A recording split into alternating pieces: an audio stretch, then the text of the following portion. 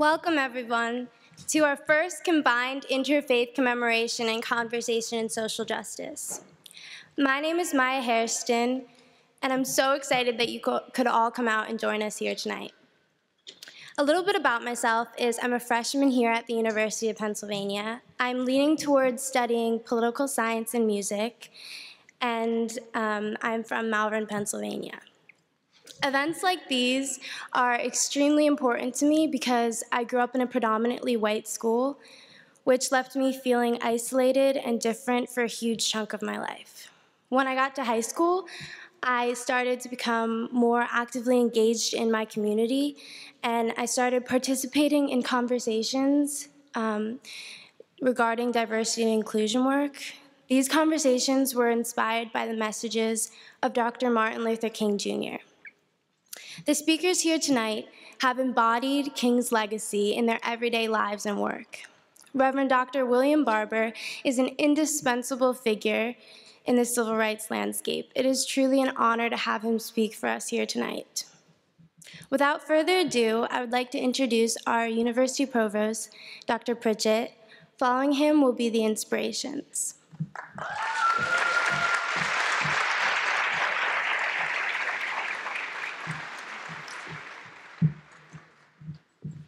Thank you, Maya. Good evening, everybody. Thank you. Good evening.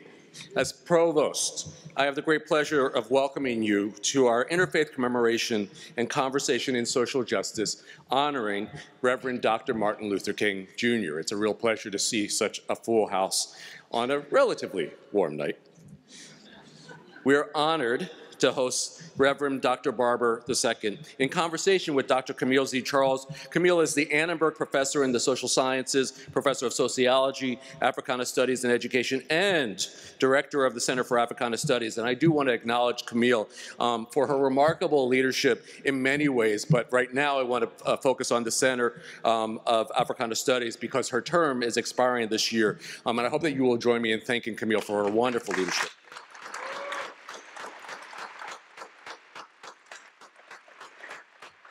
So we do have a very full program, and I promise to be brief, but I just want to share a couple of thoughts. So Dr. King would have been 90 years old this year, 90 years old. I often wonder, particularly at this time of year, but not only at this time of the year, what he would make of our nation today had his life not been cut short. Would he be encouraged, discouraged, still striving, elated in 2008, frustrated or more in 2016? The answer is probably yes to all of those questions.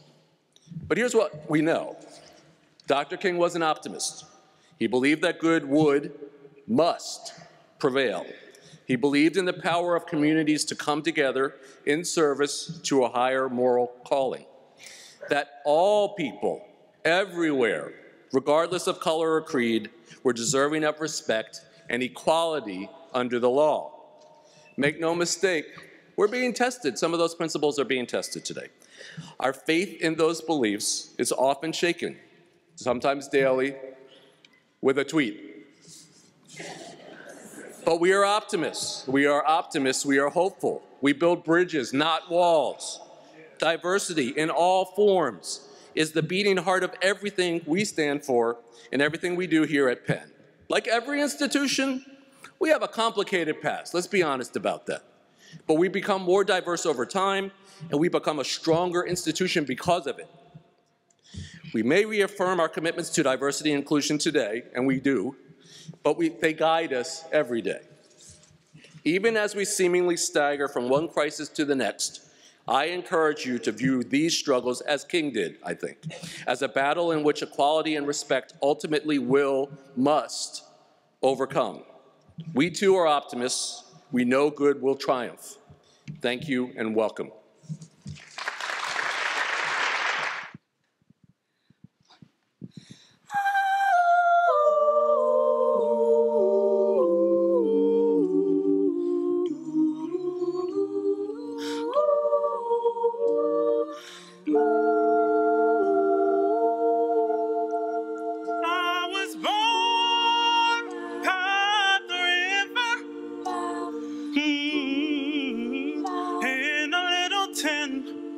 And oh, just like that river, I've running ever since. It's been a long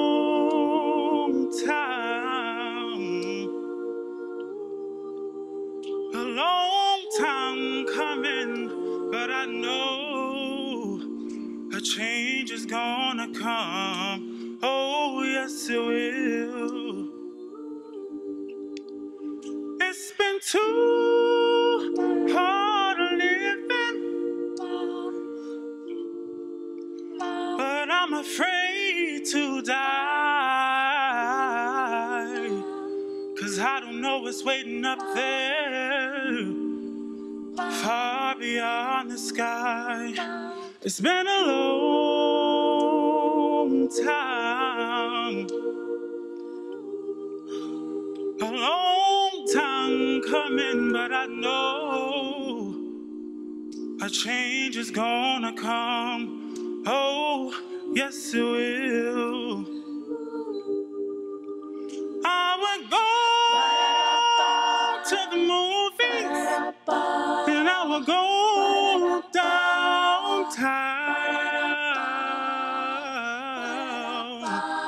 but somebody keep telling me don't hang around. It's been a long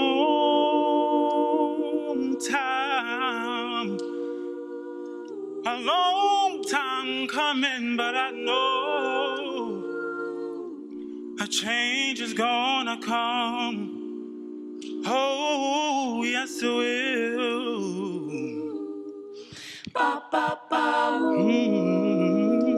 Then I go to my brother, and I say, brother, help me please.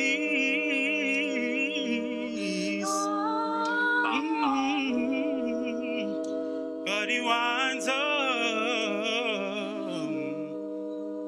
knocking me down, back down on my knees.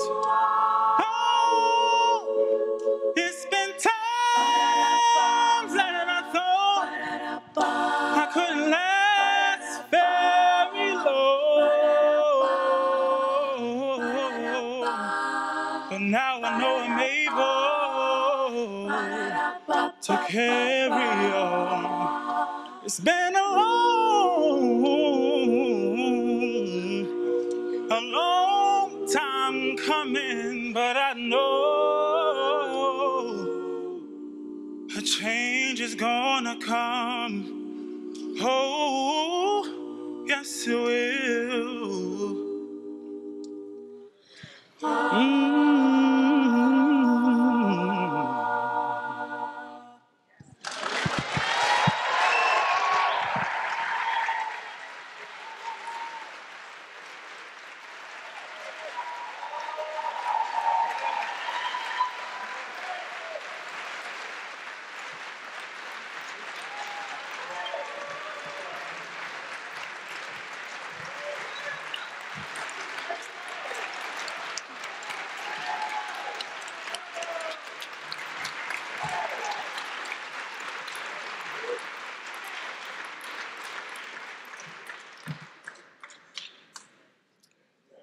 Now, I would love to introduce Dr. Amy Gutman. President Amy Gutman is a huge inspiration to girls everywhere as she embodies what it means to be a true leader. Her work for the Penn community and greater community of Philadelphia is truly remarkable.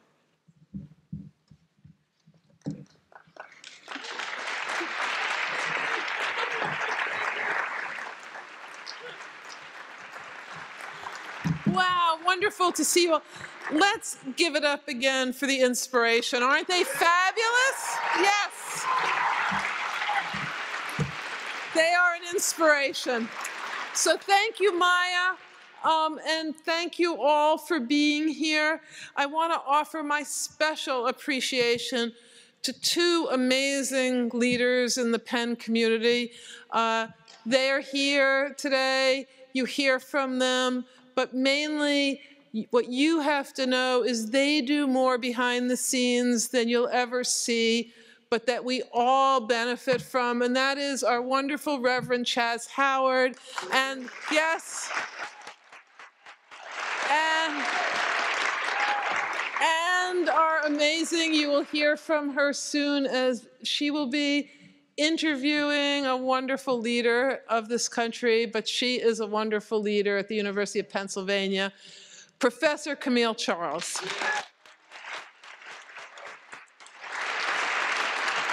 So I thank the whole office of our chaplain and the whole Center for Africana Studies for sponsoring this event.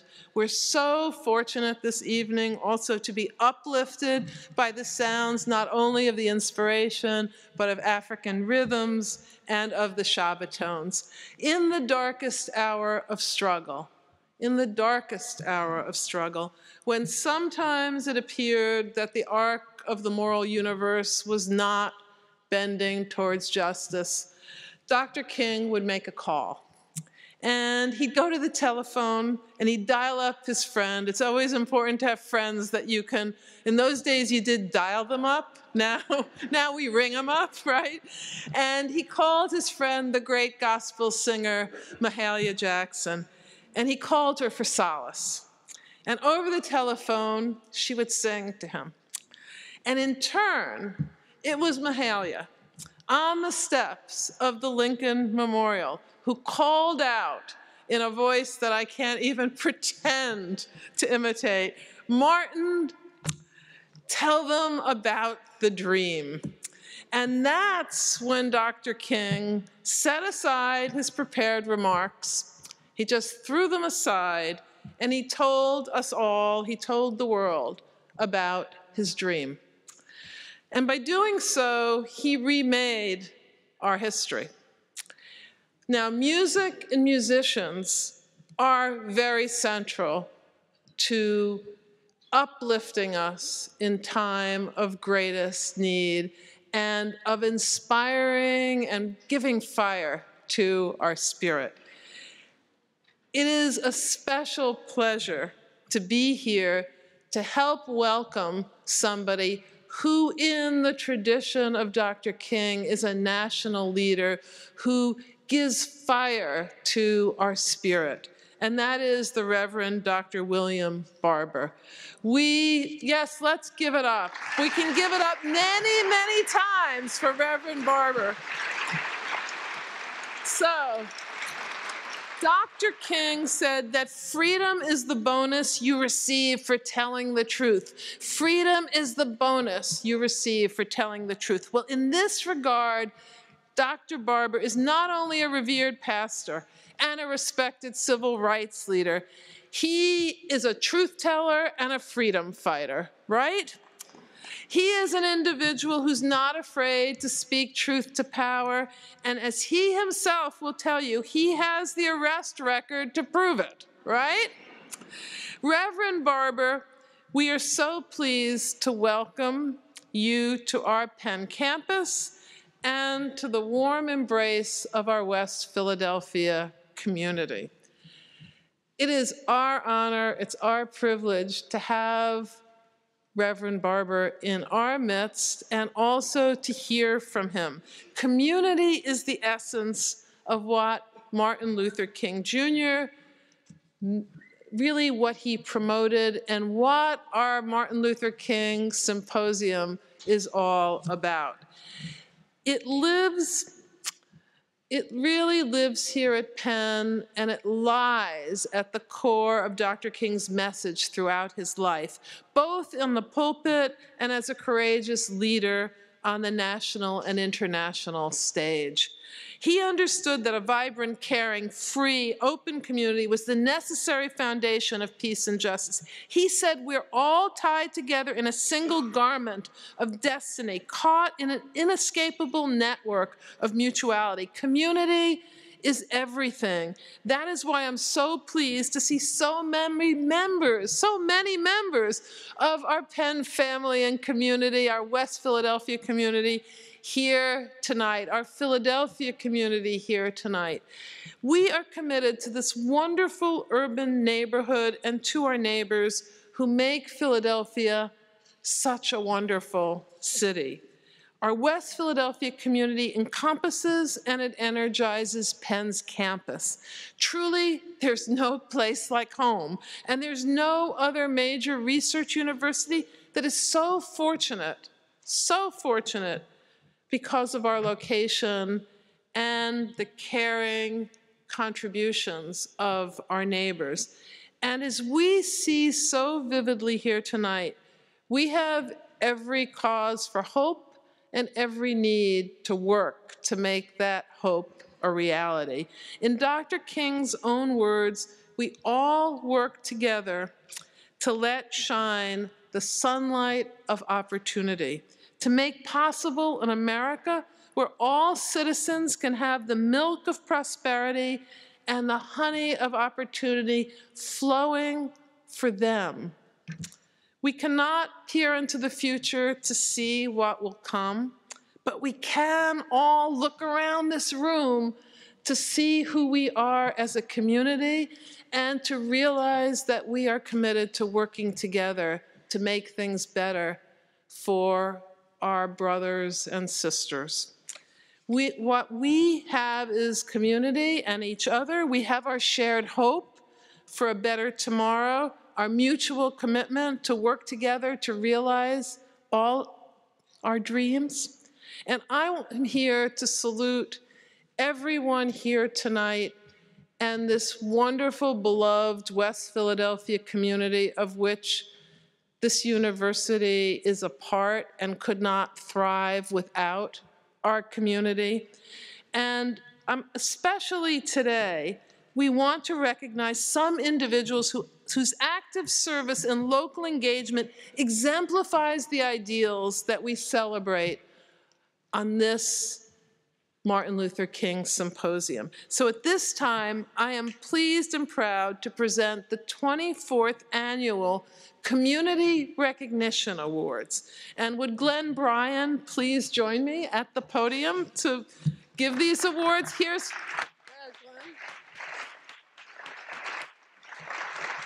So first, I just want to say that these awardees really exemplify the values of our community. And I think you'll agree when you hear just a little bit about each one of them. So first, I'm delighted to present the Staff Award to Jamel Harvey. Okay.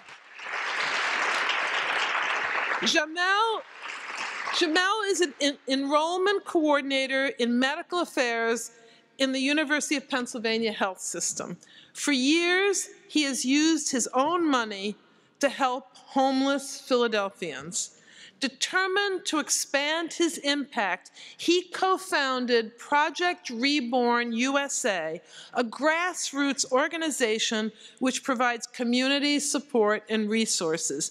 An energized volunteer and fundraiser, he has contributed his efforts to a wide array of worthy causes, and he's currently working on a winter coat drive for single-parent households. Jamel received a Penn Medicine Cares grant to assemble care bags filled with water and toiletries to distribute to homeless people around 30th Street Station. He believes, and I quote, "It just takes one spark of light to illuminate a whole city."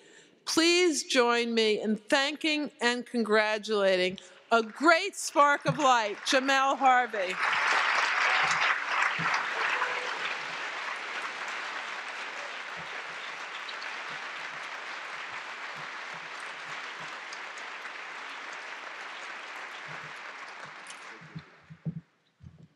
Our next awardee. We celebrate this year's Student Award recipient, somebody I've gotten to know and admire just tremendously, Ania Moore.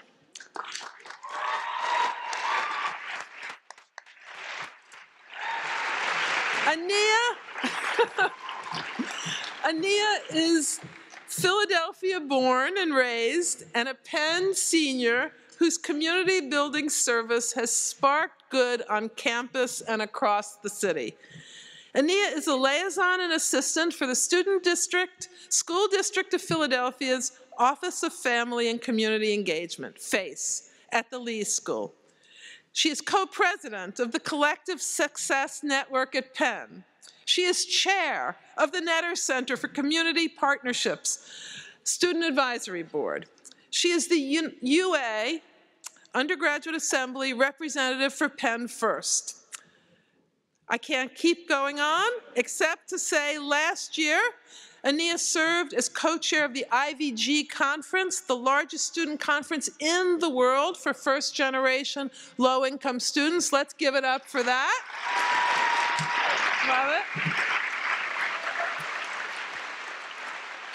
And if that's not enough, and it's not enough, Ania is a Rhodes Scholar and a Truman Scholar. Yes! And next year, Ania will pursue a PhD at Oxford University. Let's give a big hand for Ania Moore.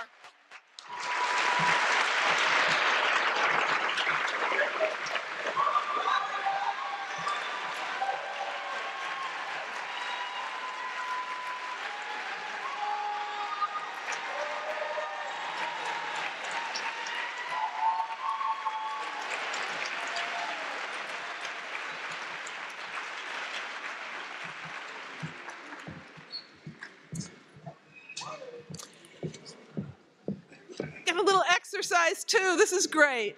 Next, I'm happy to present the Community Award. This year, there are two honorees. The first is Anton Moore, founder and CEO of Unity in the Community, a nonprofit serving South Philadelphia to help end violence and poverty. For the past decade, Unity in Community has executed numerous philanthropic initiatives, including an annual block party, ultimate prom experience, Thanksgiving community feast, Operation Holiday Help, and Peace Week. Anton's philanthropic efforts earned him an invitation to speak at the 2016 Democratic National Convention. And he went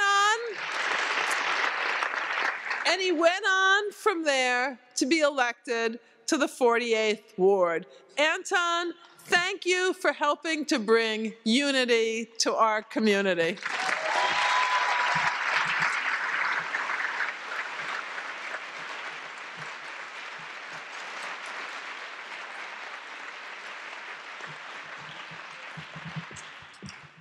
The second honoree, Jordan Grable, is a champion of literacy and the founder, and I love this, of Love Letters for Literacy, whose mission is to promote a love of reading among children.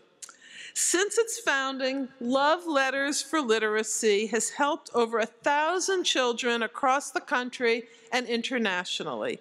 Jordan also founded Bracelets for Bosnia. Since its inception, Bracelets for Bosnia has donated over 1,200 handmade bracelets to orphans in the Balkans in an attempt to spread friendship and love across the globe. Jordan has earned several honors for her work, including a 2016 National Liberty Museum Hero Award, a 2018 Gold-level Presidential Service Award for Youth, and a citation for service from the city of Camden, New Jersey. For all of this and more, we thank you, Jordan.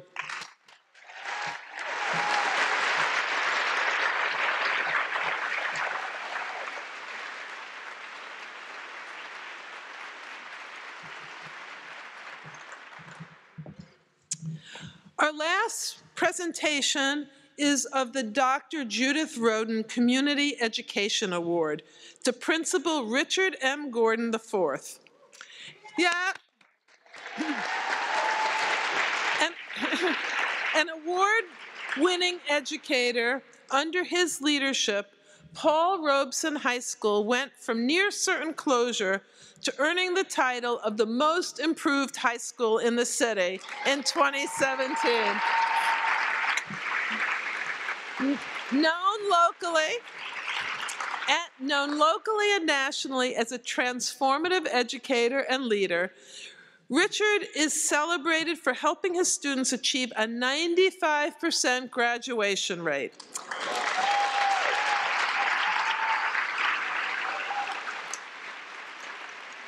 Principal Richard is a Neubauer Fellow in Educational Leadership, the Philadelphia Academy of School Leaders, and he was recognized by the Education Dive, which is a national online magazine, as the 2017 National School Administrator of the Year. Gordon is committed to advancing the achievement of minority students through effective leadership, strategic partnerships, and disciplined execution. He is currently pursuing a Doctor of Education in Educational Leadership from North Central University. Please join me in congratulating Richard Gordon.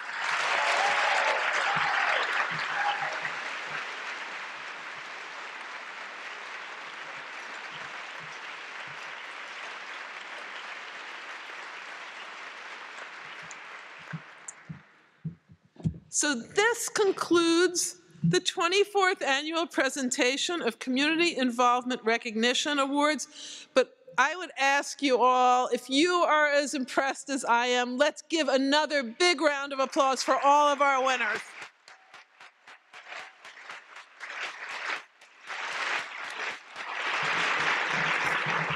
Thank you all for being here again, and shortly you'll be hearing from our very special guest.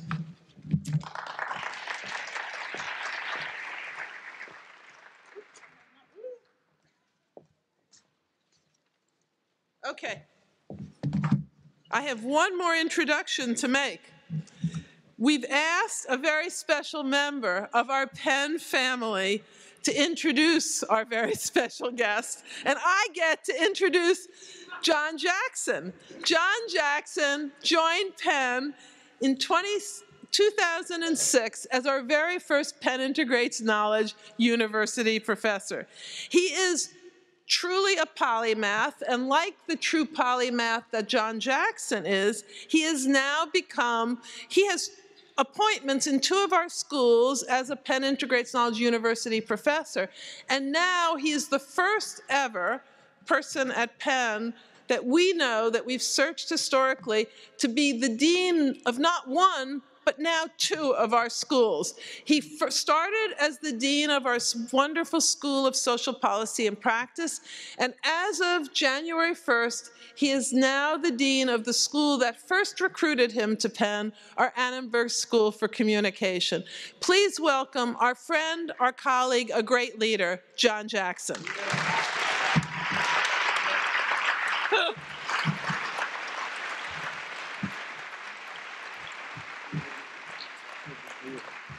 Take it away.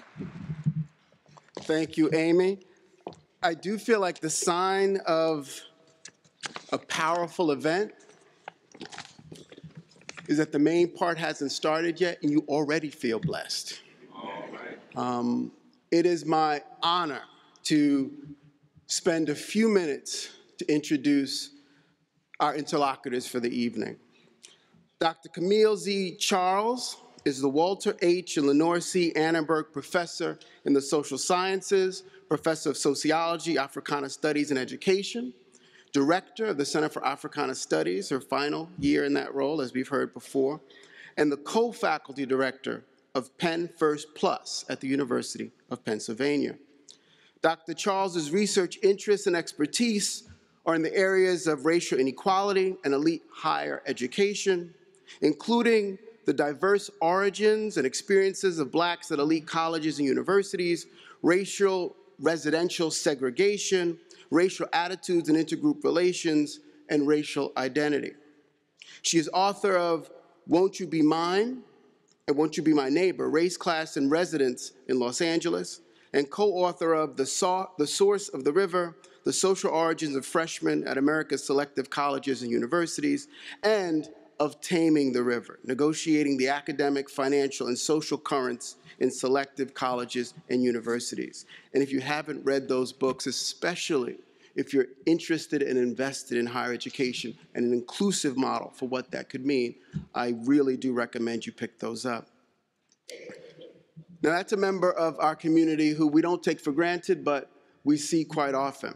And she is going to be in conversation with William J. Barber II, a pastor and social justice advocate building a broad-based grassroots movement grounded in the moral tenets of faith-based communities and constitutions to confront systematic racism, poverty, environmental devastation, the war economy, and the distorted moral narrative of religious nationalism in America today. As pastor of Greenleaf Christian Church in Goldsboro, North Carolina since 1993, and president of the North Carolina Conference of the NAACP from 2005 to 2017, Barber approaches social justice through the lens of the ethical and moral treatment of people as laid out in the Christian Bible, the Reconstruction and Civil Rights movements of the South, and the United States Constitution. He is effective at building unusually inclusive fusion coalitions that are multiracial and interfaith, reaching across race, gender, age, and class, and dedicated to addressing poverty, inequality, and systemic racism. When his work to expand voting rights, health care, living wages, immigrant rights, public education, and LGBTQ rights was thwarted by extremist state lawmakers in North Carolina, Barber began a series of what he called Moral Mondays, rallies outside of the State House in Raleigh to protest laws that suppressed voter turnout, cut funding for public education and health care, and further disenfranchise poor white, Black, First Nation, and LGBTQ communities. The Moral Mondays rallies and associated nonviolent acts of civil disobedience grew to involve tens of thousands of participants across all of North Carolina, and it spread across the entire South. The movement waged successful legal challenge to voter suppression and racial gerrymandering, winning not once, but twice in the U.S. Supreme Court.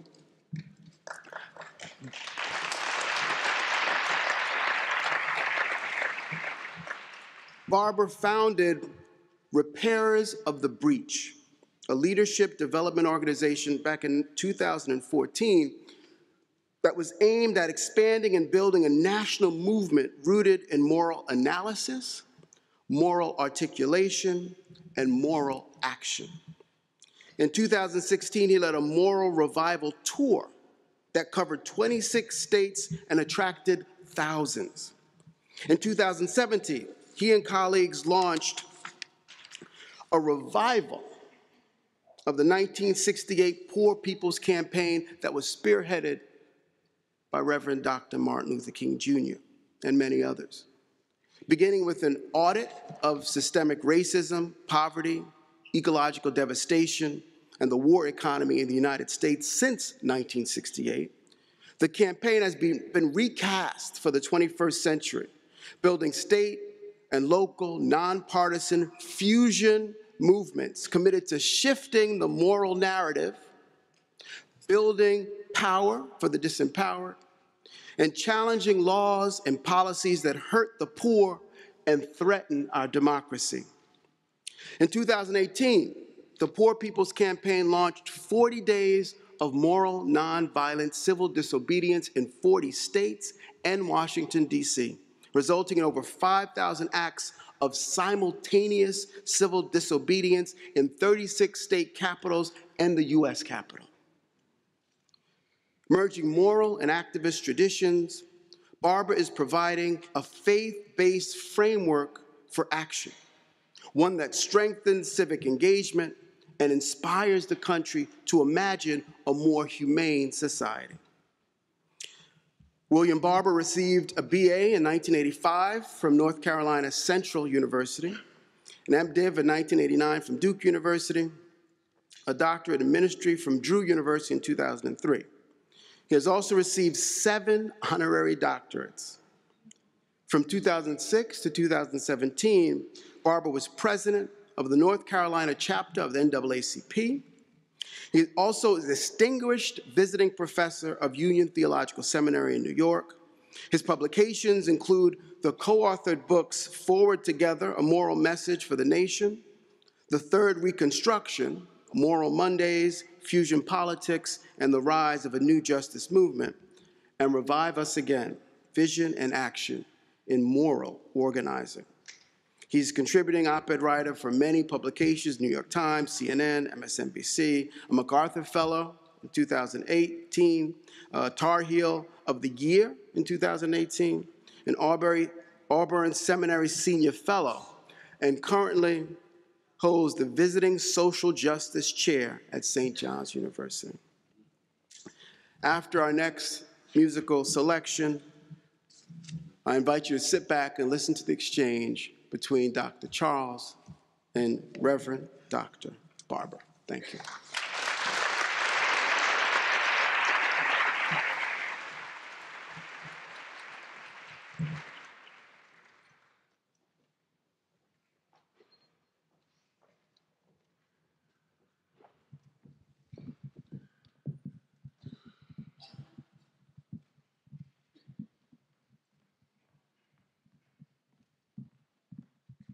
Thank you so much for having us tonight. We are the Penn Shabbatones, and we're super excited to be performing for you. The song we have is Umacha. It's been with our group for as long as we've been around, so for 18 years, and it's all about creating peace in the world. So sit back and enjoy.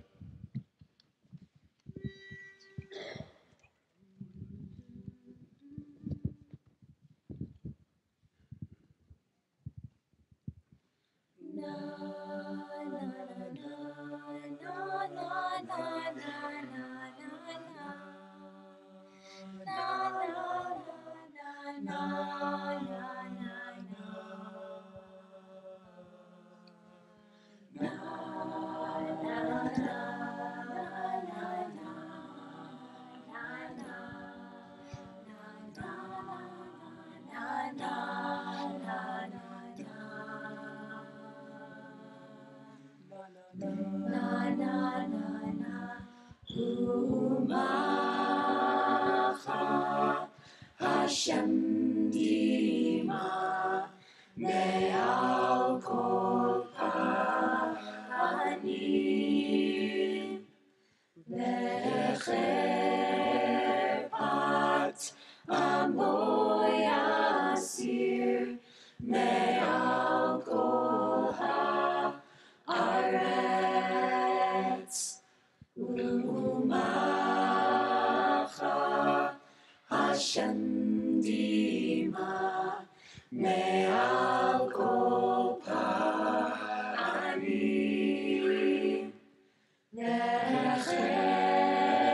ve'cherpat amo yasir me'al kol ha'aretz ve'amar v'hayom ha'hu Hinei Elokeinu Zeh Hashem kivinu lo Nagila v'nismecha b'shuato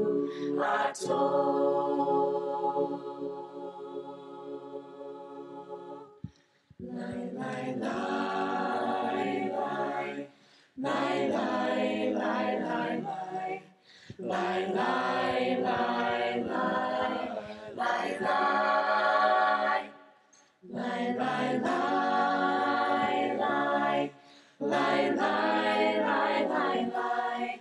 Lai, lai, lai, lai. Lai, lai.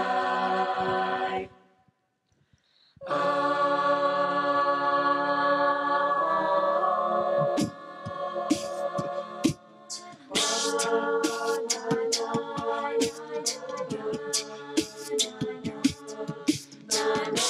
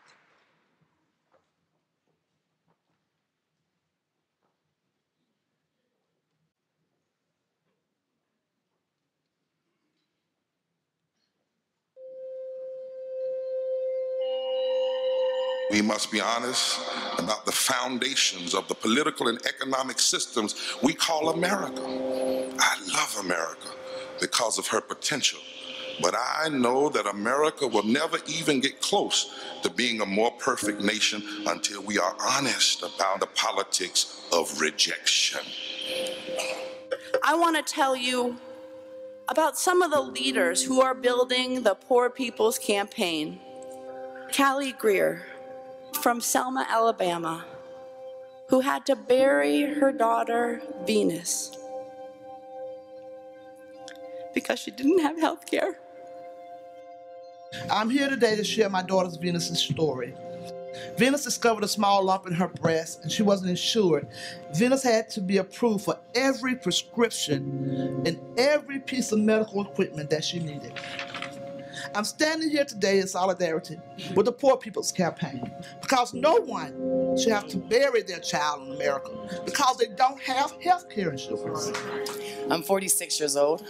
I've lived in poverty here in West Virginia every day of my life. And I'm working. I am a working poor with a bachelor's degree. I'm doing the best I can with what I have. I'm a second-generation fast food worker, and I've experienced the cycle of poverty firsthand.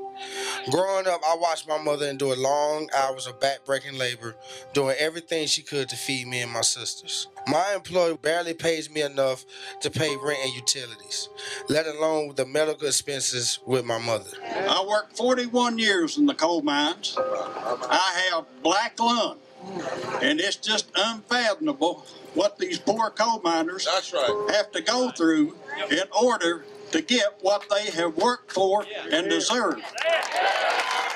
I'm a Vietnam veteran. My only chance of going to college was joining the Army. It was one thing to know that you didn't have water and you couldn't afford your water. It's a whole nother to find out that they shut off your entire community and none of you matter.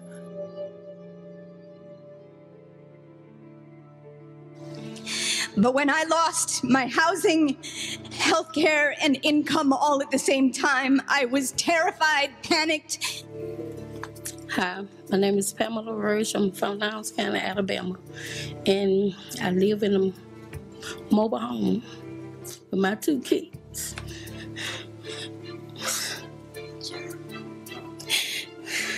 And I got raw sewage. I don't have no money on power. And I have to travel back and forth to Birmingham to take my daughter with the CPAP machine. Don't have a car and don't have no way to take her. This is the largest encampment in Aberdeen. There's about 1,000 people in a town of 16,000 who are homeless. In my community, we were all shut off in the day because none of us could afford our water bills. In the past, my family wasn't able to afford electricity in the winter. It was very hard on all of us. This wall, this is sin of the highest order. When there are 38 million poor children, when 60% of African Americans are poor, when 65% of Latinx are poor, when 40% of Asians are poor, when there are 67 million poor white people, we must say, this is not right. Somebody's hurting our people, and it's gone on far too long, and we won't be silent anymore. Our brothers and sisters are sleeping on the streets. For a country this rich to have so many people poor, it's immoral and it's That's wrong. Our backs are against the wall, and we got no choice but to push. We lift our voices for justice. We put our bodies on the line for mercy. And together we will proclaim liberty throughout the land for the enslaved, for the poor, and for us all. All of that breaking news in Albany, where a large group of protesters have moved into the street. Washington Avenue between City Hall and Lark Street closed down. Protesters with the Poor People's Campaign of Indiana. 2 o'clock on the East Coast, 2 o'clock in the middle, 2 o'clock on the West Coast. A wave, and the historians tell us it's never happened before. Our communities, Muslim communities, who have joined the Poor People's Campaign, you can count on us. Our democracy is in trouble. Our democracy is in trouble. And we come to demand. And we come to demand. Second warning. Because it's crucial that we make ourselves heard. No one is listening. We write letters, we make calls. No one is listening. So we gotta find a way to make ourselves heard. We are the Poor People's Campaign, a national call for moral revival. And we are here. We are poor. We are clergy. And we're here to say to our nation's capital and to the highest court of this land that everybody has a right to live. Everybody has a right to learn. Everybody has a right to love. Everybody has a right to living wages. Everybody has a right to vote. Everybody has a right to thrive in the society. Everybody say, oh! I believe that we will win. I believe that we will win. I believe that we will win. Freedom fighter, and he taught us how to fight. The poor and their clergy. We read Article 6 of the Kentucky State Constitution that says we have a right to free assembly. We are demanding that we stop the war on our poor. We demand the right to vote. The right to vote. We're formally against it. Cease and desist immediately or you'll be arrested. There will be a movement that will break through the con and bring people together to save the heart and the soul of this democracy and this world.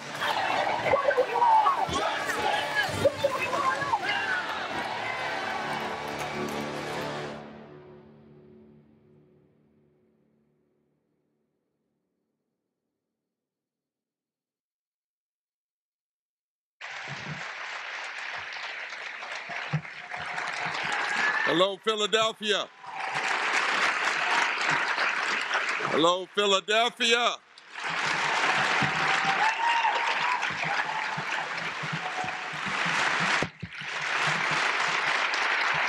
While you're standing, would you just say this with me? Forward together. Forward together. Not one step back.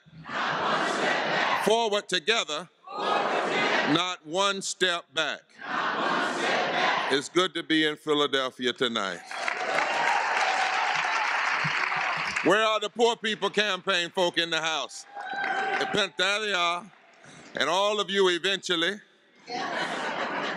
So I've come tonight to recruit. I don't do celebrations of Dr. King. I don't do that.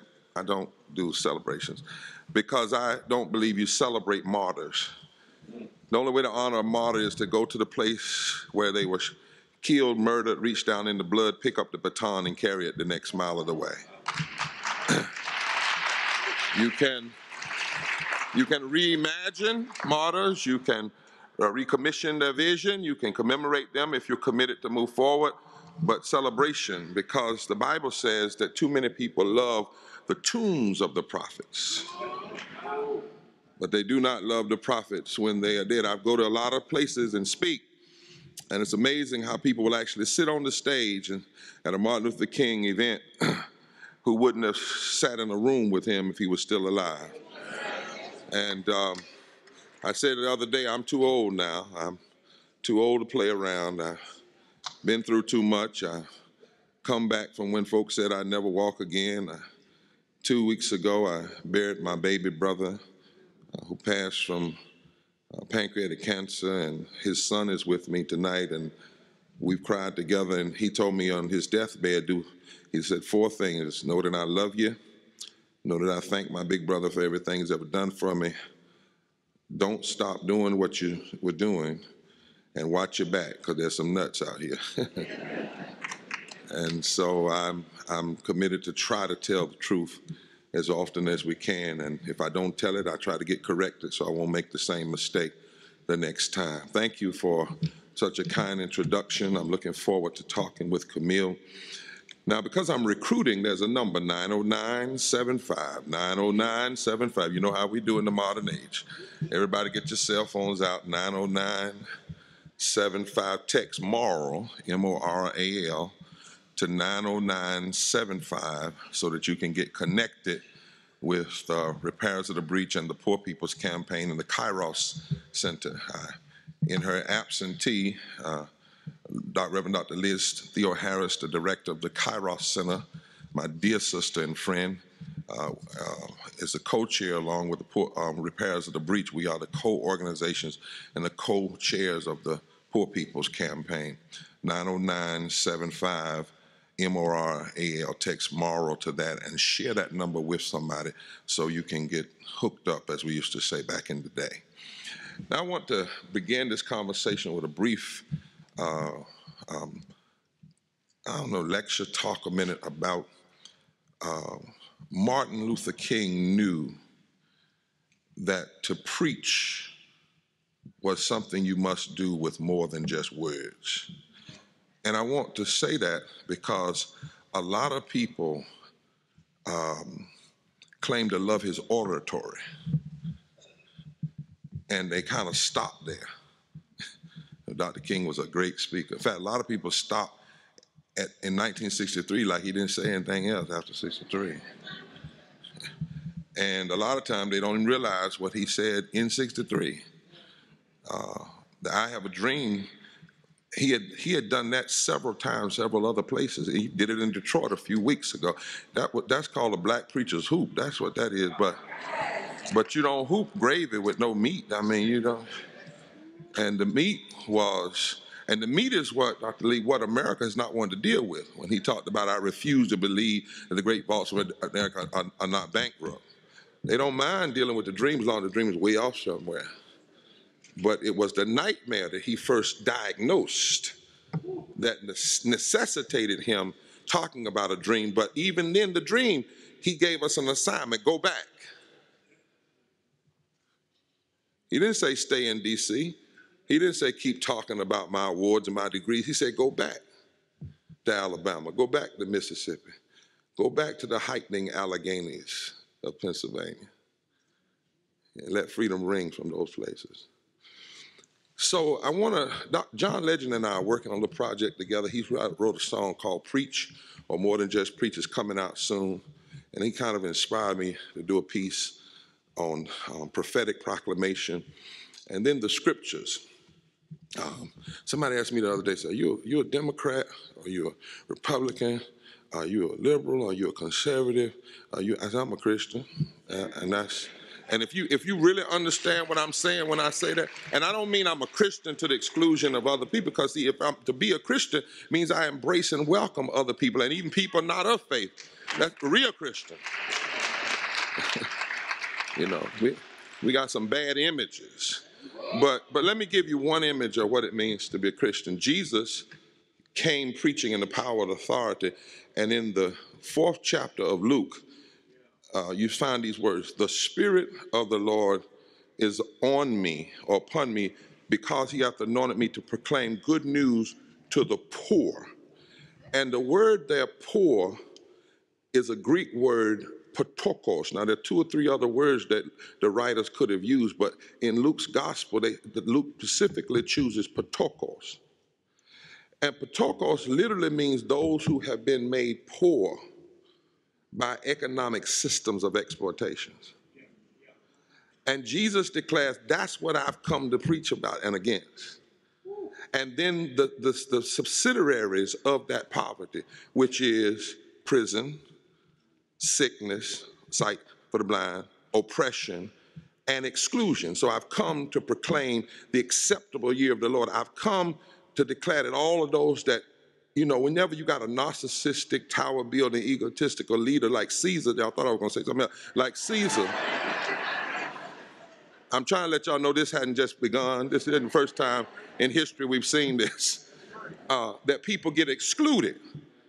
The very people that the divine presence of the universe wants to welcome in, they get excluded because of the oppression. And Jesus, in his first, not his last, but his first sermon, says, I have come to preach good news to the poor. And on his, and by the way, they tried to kill him that day. The first sermon, the first time he announced preaching that would be preaching that would produce acts of liberation. The Bible says they tried to hang him that day.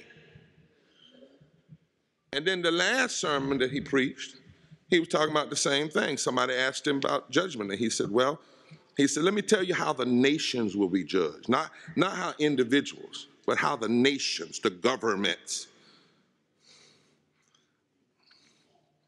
And he said, it's not about individual charity. That's okay. But there has to be a restructuring of society. He said that God will say to the nations, nation, America, when I was hungry,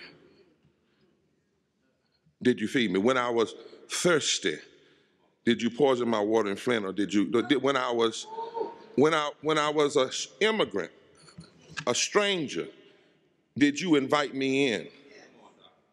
When I was naked, did you clothe me? When I was in prison, did you come visit me? When I was sick, did you heal me, help me?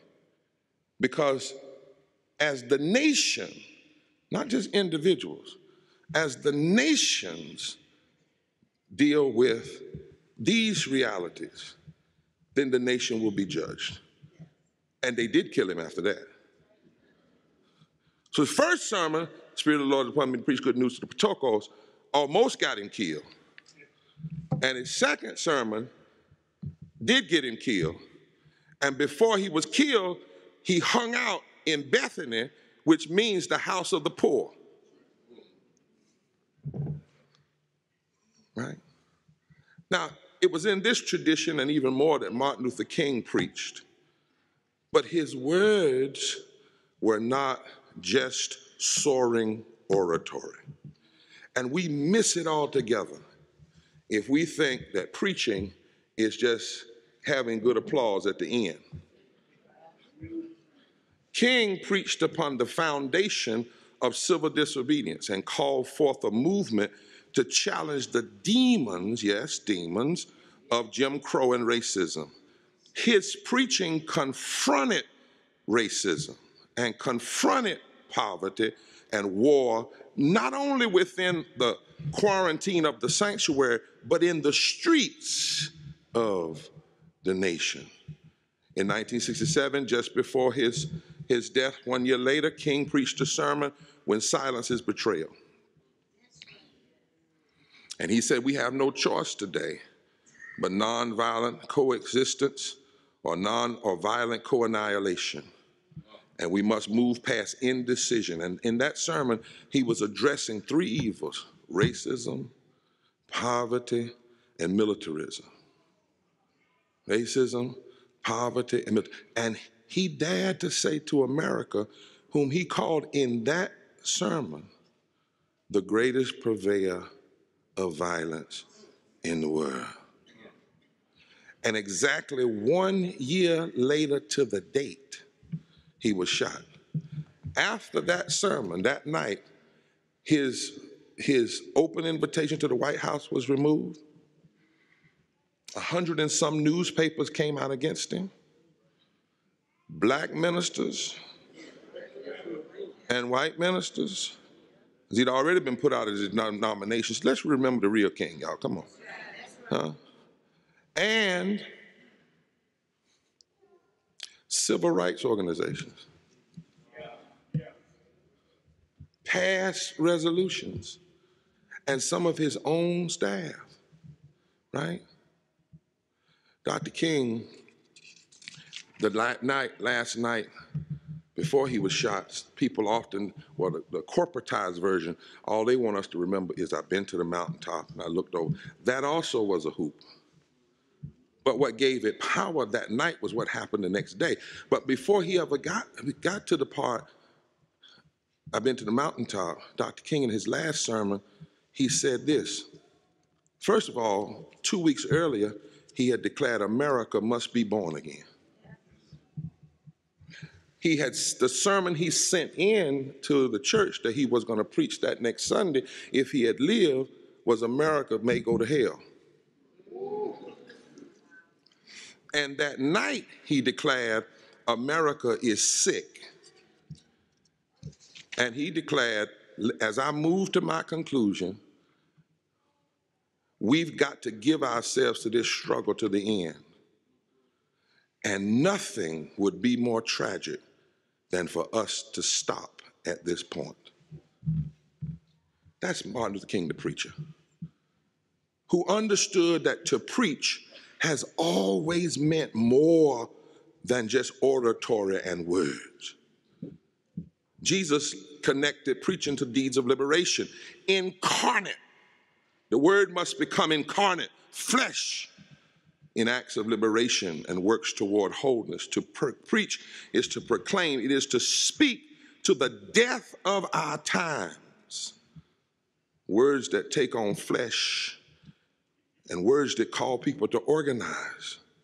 For a preached word is nothing until it takes on flesh and gets to work. The living word of God always renders a reorientation of life. That is why to truly claim a spiritual experience, a moral experience, one must exhibit a quarrel with the world's ways of injustice. And not to have a quarrel with the world's ways of injustice is to render one's claim of spirituality suspect.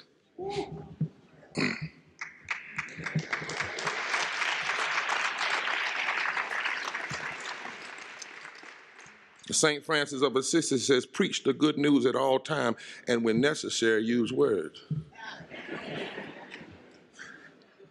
Preaching must beget a living contradiction to the hate and the meanness of the times.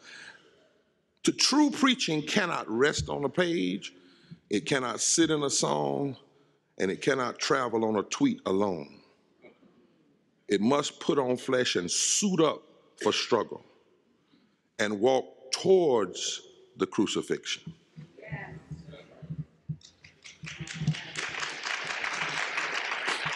And if it doesn't, then it's not preaching.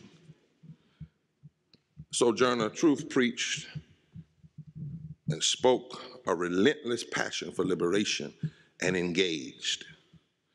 William Lloyd Garrison, a white man who was an abolitionist, preached even when they arrested him in Boston, not in the Deep South, in Boston, for declaring that all men at that time were made equal.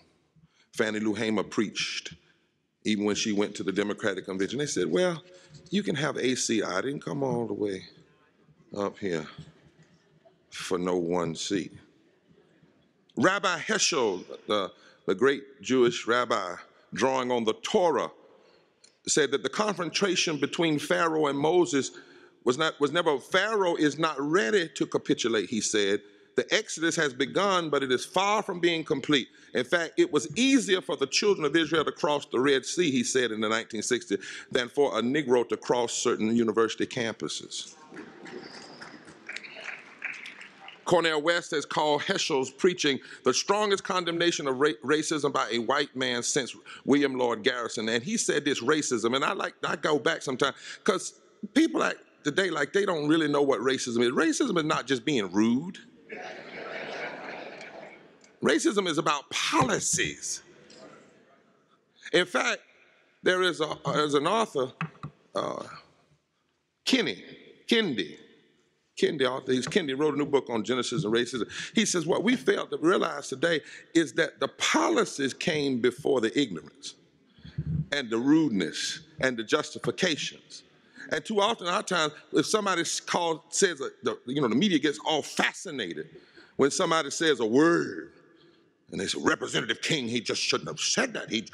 Wow, we need to censor him. You know, well, what he said was bad, but if you censor him and he still votes the way he's been voting against voting rights and against health care, he's still engaged in votes that are racist because they have a disparate impact on black, brown, and poor white people, right? So Heschel said, racism is Satanism. It is unmitigated evil. You cannot worship God and at the same time look at another person as if he were merely a horse.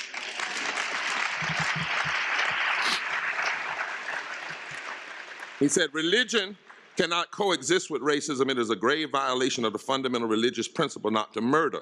Racism is public humiliation, which is condemned in the Talmud as tantamount to murder. This is Heschel.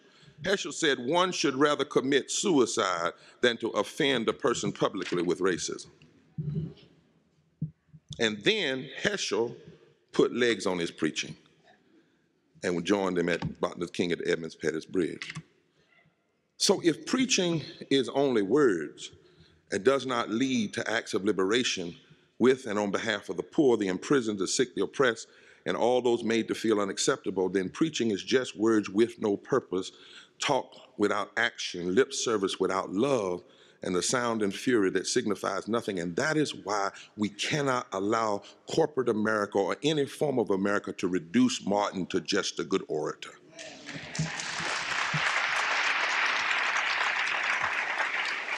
Nor can we simply say he believed in unity without understanding what kind of unity, because he also believed in division.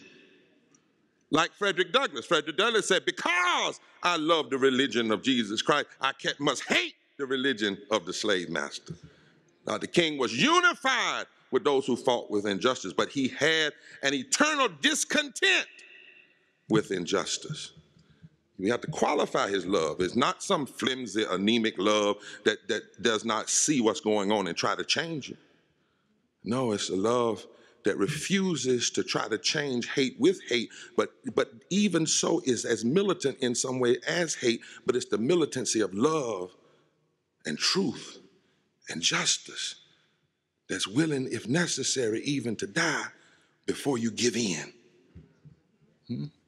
That's why the Bible says if we speak with the tongues of men and angels, but have not that kind of love, then it's nothing. So when we remember Dr. King, it's not enough to talk about his oratory, and especially now in the 400th year since the first slaves came here, we've been wrestling with this stuff 400 years. And it's not enough to have a celebration once a year. Articulation must act in liberation. It must be more than mere word formation for a momentary sensation. I'm calling on you tonight. I'm challenging you, everybody here and others who hear this. The Poor People's Campaign is getting ready to do some serious gatherings at state capitals. To truly love Dr. King is not to come to an event just on his birthday when they expect you to come.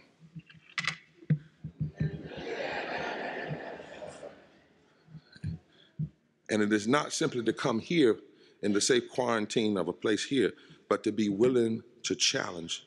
Why? Because Dr. King asked the hard questions and looked at hard truths, and I want to end here. Now, I'm here tonight in Pennsylvania, and my dear sister, we're going to talk some deeper about this. Dr. King would ask, people keep saying, what would he be doing? Same thing he was doing. That's what he'd be doing. He'd be connecting the three, and now we are saying there are five. Systemic racism, poverty, systemic poverty, ecological devastation, the war economy, and the false moral narrative of religious nationalism. Those are the five interlocking injustices and evil that are seeking to disable our democracies and democracies around the world. See, most of the folks that are extremists, they don't want to destroy the democracies, they just want to disable them. It's like robbing a house. If the house is there and the house has an alarm system, you don't want to tear the house down. You want what's in the house. You just want to disable the alarm system. See, the extremists want what's in the house, the money. They just don't want a democracy, and they surely don't want democratic movements and movements of people that serve as the alarm system, right? But as we're here tonight, did you know that 40% of people in Pennsylvania are poor and low wealth? Now, notice I didn't say 10%. I'm talking about 50 years after Dr. King was shot. Tonight. That's 5 million people. 49% of all the children in Pennsylvania are poor. That's 1.3 million children. And you're not going to solve this with personal charity and handing out just food. Somebody's going to have to ask, not can we give them a biscuit, but why don't they have one in the first place? The structural questions.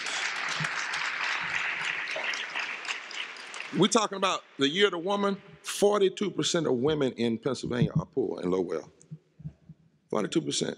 This whole number we've been hearing, 39 million people poor, that's not the number. That's the number of people that are poor based on the federal poverty line. But the federal poverty line says if you are what? If you make something like $12,001, you're not poor. I mean, it's not, that's not the exact number, but it's very close. 63% of all people of color in Pennsylvania are poor and low wealth. That's 1.8 million people. But watch this. 33% of white people are poor and low wealth, but that's 3 million people. There are 2 million more poor white people in Pennsylvania than there are black. Percentage-wise, there are 30% more of black people are poor, but in raw numbers, 2 million more white people are poor. That's why you have so many extremist politicians that want to pit poor white people and poor black people and poor brown people against each other, because they do not want them to realize that if you're brown and you're poor and can't pay your light bill, if you're white and you're poor and can't pay your light bill, if you're black and you're poor and can't pay your light bill, if you're red and you're poor and can't pay your light bill, if you're Asian and you're poor and can't pay your light bill, we all black in the dark. You see my point? We're all black in the dark. They don't want... Did you know in Pennsylvania, there are 11,000 deportation cases are pending? The battle is not just on the border, it's right here in the north. Did you know that over 250,000 veterans in Pennsylvania have incomes less than $35,000 a year, while CEOs of military weapons companies make an average of $19 million a year? Did you know even with expanding Medicaid, 600,000 people in Pennsylvania are uninsured? And 22% of all of your census tracts, people are at risk for being able to afford water. Just to afford it. 14,000 people are homeless. And even in Pennsylvania, working at your state's minimum wage, it takes 103 hours of work per week to afford a 2-bedroom apartment. These are the kinds of hard questions that Martin would ask, and why is this? And it would say, we cannot just glaze over this or gloss over it. There are 2.3, and you all are a union state, am I correct? And yet, even with that, there are 2.3 million workers in Pennsylvania who make less than $15 an hour. And 1.8 million people who participate in SNAP, while there are those in Congress debating about cutting SNAP, and if this shutdown keeps going at the first of the month, we keep talking about the people that are working, federal workers. That's true, but then there's another ugly truth. All of the poor people, the hurting people, and the people who need services, that are being hurt by this ridiculous shutdown. And Dr. King would dare say to us, if you try to preach and speak and ignore these realities, and more importantly, refuse to address these systemic realities, then you might as well shut up until you're willing to put your works where your mouth ought to be. Let's have a little talk.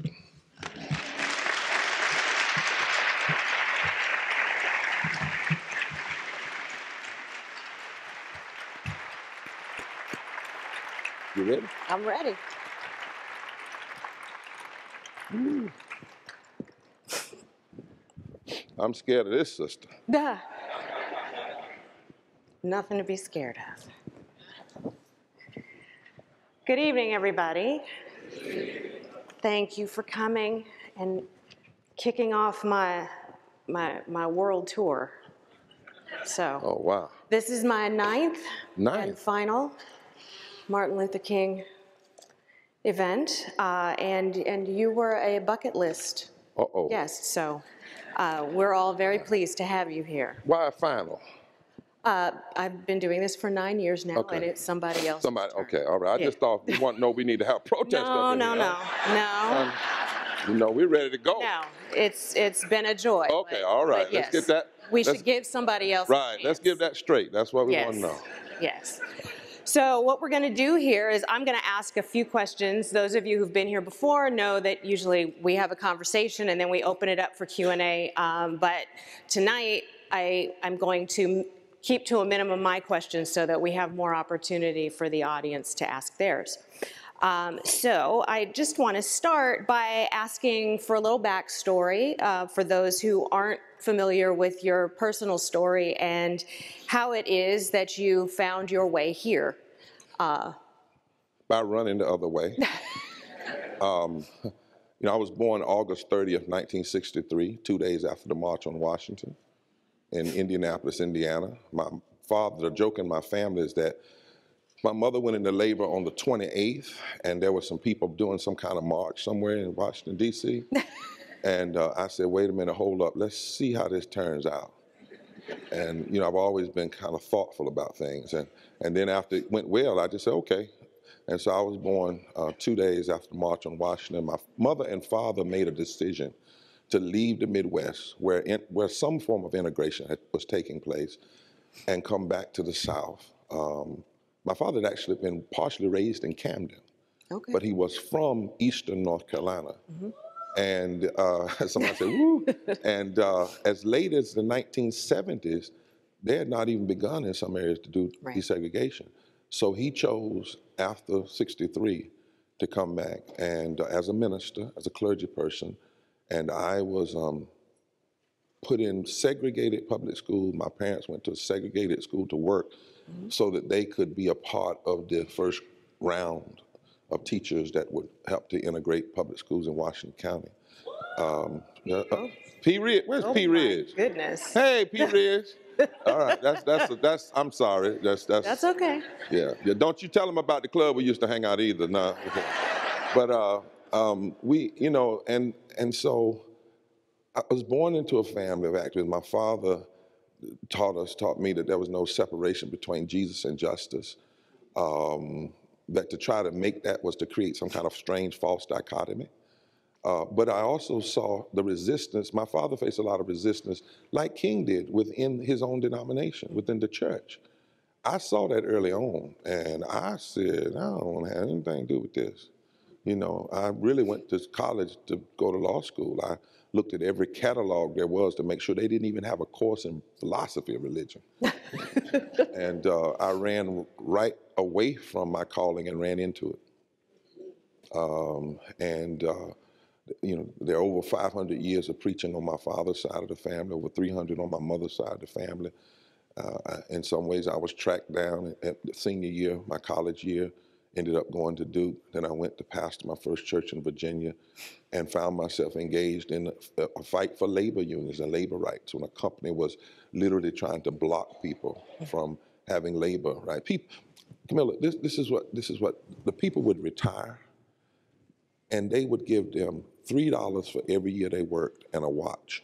Oh my. Textile, right? And they actually brought in some African Americans to break the union. And I got involved in that, myself and a couple other pastors, and then found myself coming back to North Carolina. But in some ways, I think I was caught up in it, I was brought up in it, and then some ways, I was caught by it.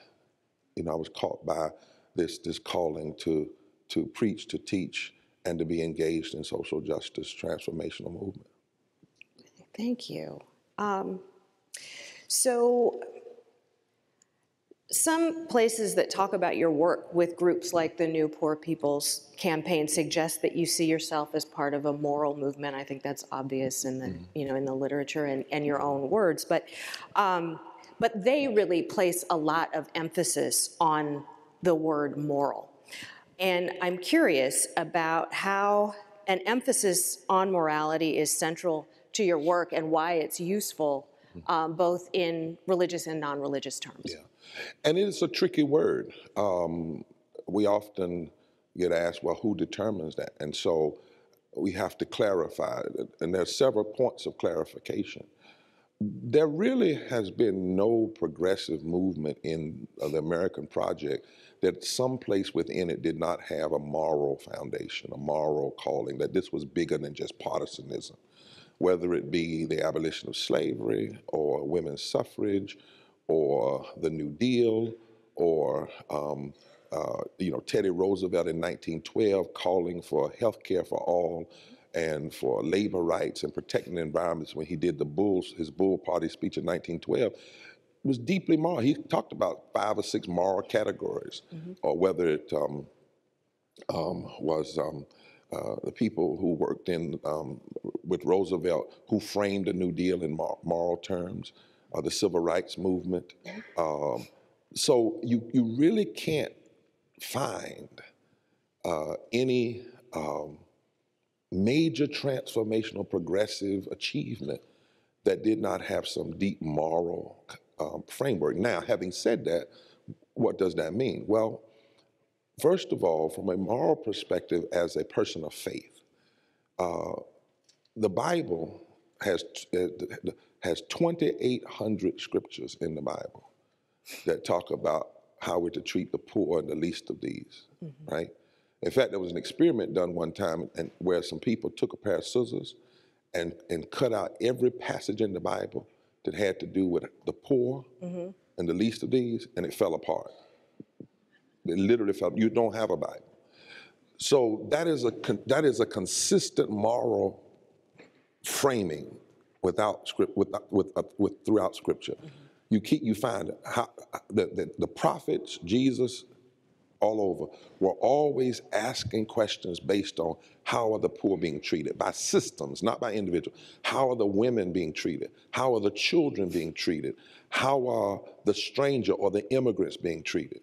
And when they were mistreated, the leaders, whether they were religious or political, were called evil, were called unjust. Sometimes they were called animalistic. In Ezekiel 22, there's a passage where Ezekiel says, your leaders have become like wolves, ravaging the people through extortion and mistreatment of the poor and mistreatment of the women and the children. There is another place in Scripture where Jesus says, woe unto those who tithe but leave undone the weightier matters of the law, which is when the first thing is justice, you know, and this woe, this sense of deep pain with God. So everywhere you turn, these are the moral categories. When it comes to our Constitution, the third place is not only, first place is all of the text in the Bible. You can't have Old Testament, New Testament, and even Muslims that honor the Old Testament scriptures. You can't honor any of that without honoring this deep call for justice and love, because all through the scriptures, if you cut those texts out, it falls apart. The second is this constant pinpointing of the poor, of women, of children. In Isaiah 10, one scripture says, woe unto those who legislate evil and rob the poor of their rights and make women and children their prey.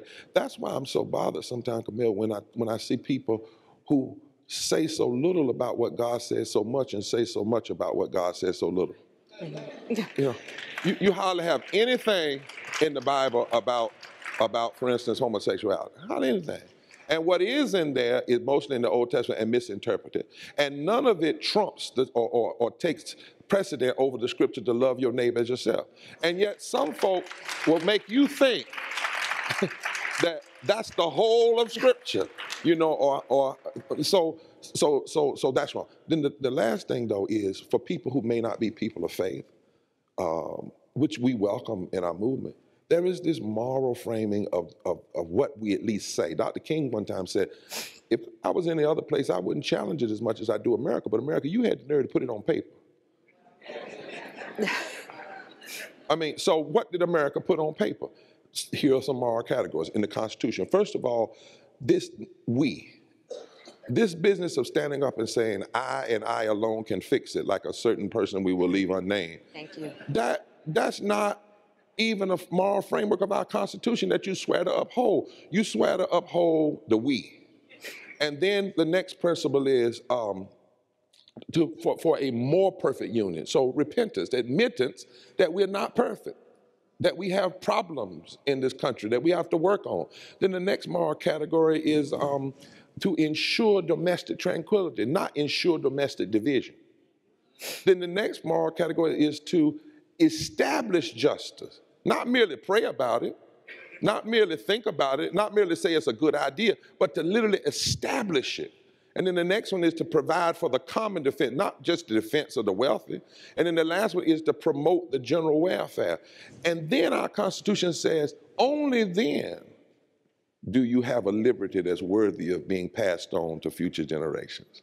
So whether it's the deep and a multiplicity of scripture that speaks to this issue of morality, that's how we frame it, or whether it's these categories that constantly come up throughout text, or whether it's the categories and the framing of our Constitution, we cannot just throw away a moral critique.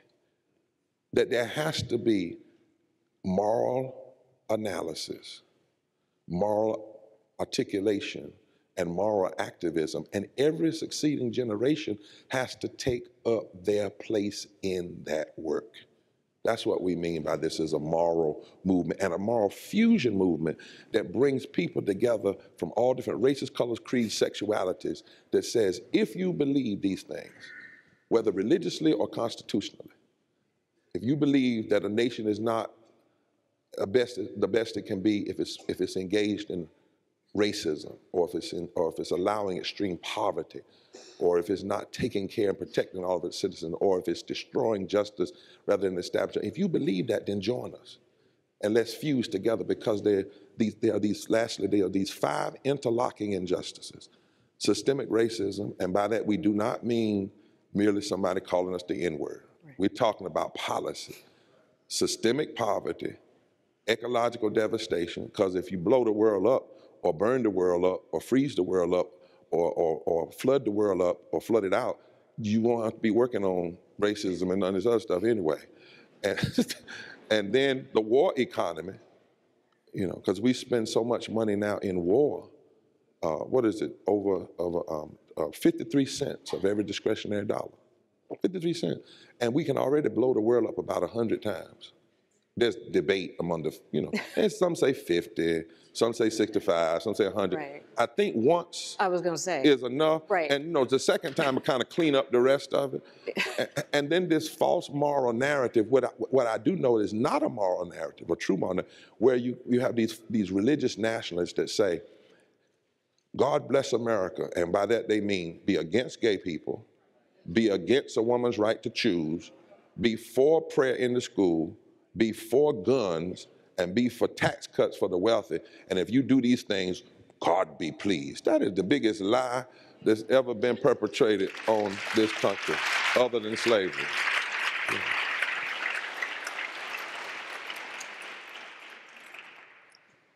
And how does all of this connect with your role as a pastor? So what motivates your pastoral care, and how do you connect the activism, the social justice with your pastoral care? Well, one thing, you know, I follow this guy, this brown-skinned Palestinian Jew, that you're kind of lying if you follow him and claim to preach on his behalf and you're not engaged in social justice. I mean, it's just kind of a lie.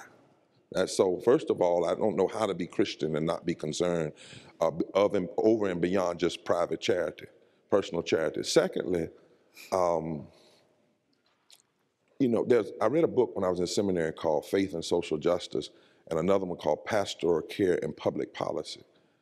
I can say this as a pastor and as a bishop in the church and as one who's pastored for nearly 30 years, it is a form of pastoral malpractice to get up and ask your people to tithe and then you're not in the street fighting for them to have a living wage.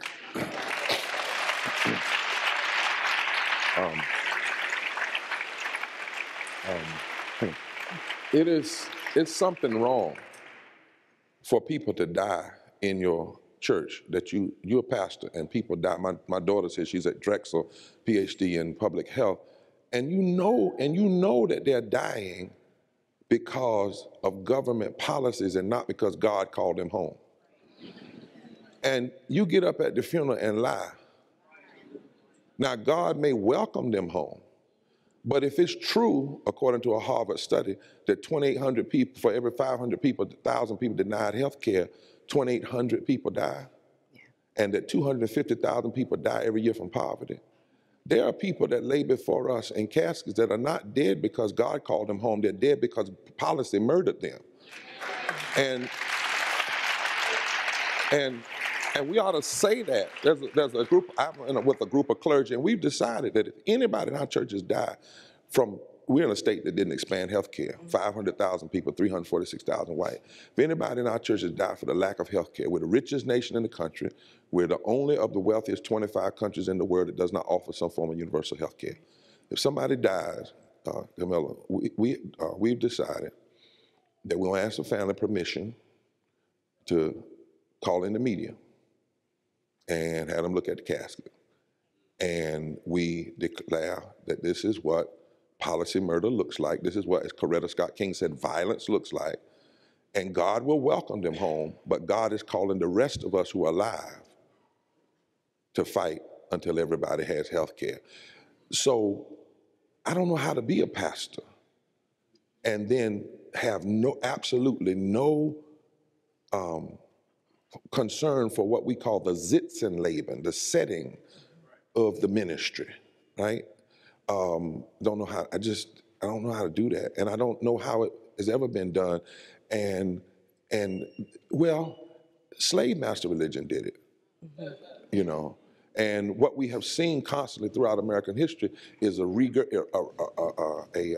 don't want to be too ugly because people may not have eaten, but not a regurgitation, but well, you know what I'm trying to say, of slave master religion.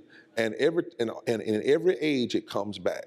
It comes back, you know. And it was something called the spiritual mobilization in the 1930s, right after Franklin Delano Roosevelt passed the New Deal. Of course, now he had to cut a deal with Southern extremists that didn't let black folk have things like Social Security because they were in the agrarian culture.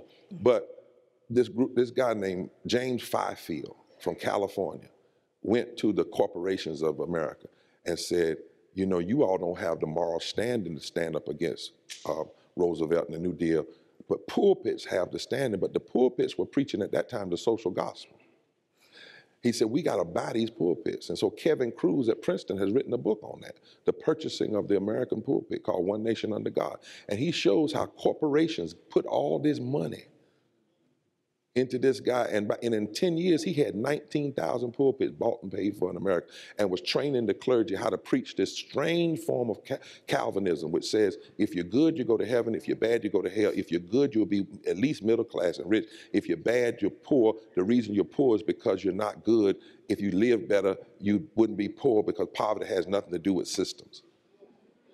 And then that comes, and that leads us to the moral majority. It leads us to the prosperity gospel. It leads us to all these gospels that are anti the gospel of Jesus because they do not take seriously the issues of protokos and systematic evil.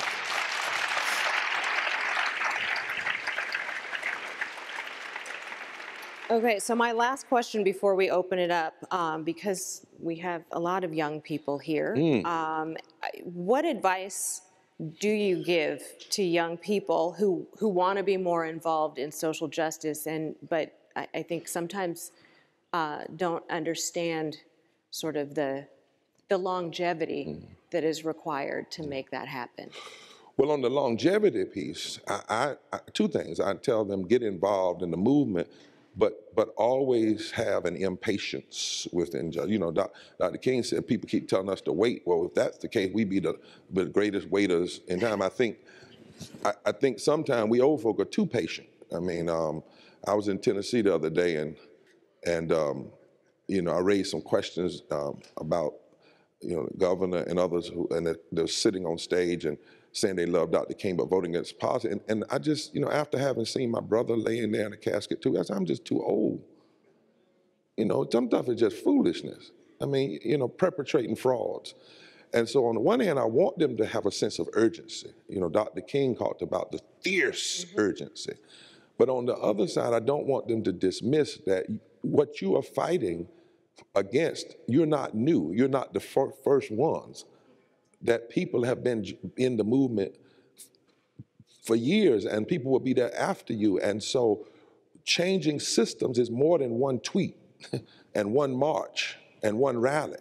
There has to be a long-term commitment. That's what we're doing in the Poor People's Campaign, because folk need to understand that somebody's benefiting from 140 million people being poor and low income. I mean, it didn't just happen.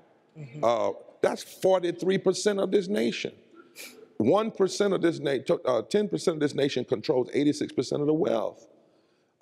There are 72 million poor people of color, and there's 60 million poor white people in this, 66 million poor white people in this country. Now, I know you're going to say, why ain't he black? Why he keep saying white? Two reasons. Dr. King was fighting for everybody, but also I'm trying to break this racialization of poverty that then allows America to think it's just some folk over here, right? And because I sit before you tonight and I am the composite of Tuscaroran Indians, Caucasians, and black folk all mixed up together. And I recognize the game that has always been played. And that's the other thing I would say to young people. Work in fusion. See, if you're concerned, for instance, about racist cops that shoot unarmed black people, right? If you're concerned about that, then you can't be disconcerned about voting. Now, watch this. I'm not saying voting solves everything, but you can't be disconcerned because sheriffs get elected. And chief of police get selected by people who get elected. And DAs get elected. So if you want people prosecuted, then they're going to have to know that you will organize and build power to either take them out or put them in. But you also have to know that the people who put these stand your ground laws and other laws on the books, they get in office by using voter suppression. The same people who are against health care are against criminal justice reform most of the time. The same people that are against living wages are against funding public education fully most of the time. The same people that are against funding public education many times are the same people that vote against immigrants. You see what I'm saying? The same people that are against the gay community are most often against voting rights. So if they are cynical enough to be together, we ought to be smart enough to come together. That's the point I'm trying to make. I'll be smart enough to come together. So I would say to young people, maintain the fierce urgency without simply running a sprint. Fierce urgency, but be committed to the long haul. Work in fusion coalitions, moral coalitions, join the Poor People's Campaign, which is not an organization, but an organism, right? And then the last thing I would say is make sure that you are not loud and wrong. You know, to be a person in movement means you must pay attention to the empirical data. You cannot simply just shoot from the hip. And that goes for older folk as well, right? So, and then reframe the, don't allow, last thing, if you're young, don't allow the world as it is and the politics as it is to shape your narrative. Tell your own truth. And what I mean by that is, you know, people want to talk today about left versus right. I'm so tired. Left, are you on the left? Are you on the right? Conservative. Well, some things are not about left and right, it's about right and wrong.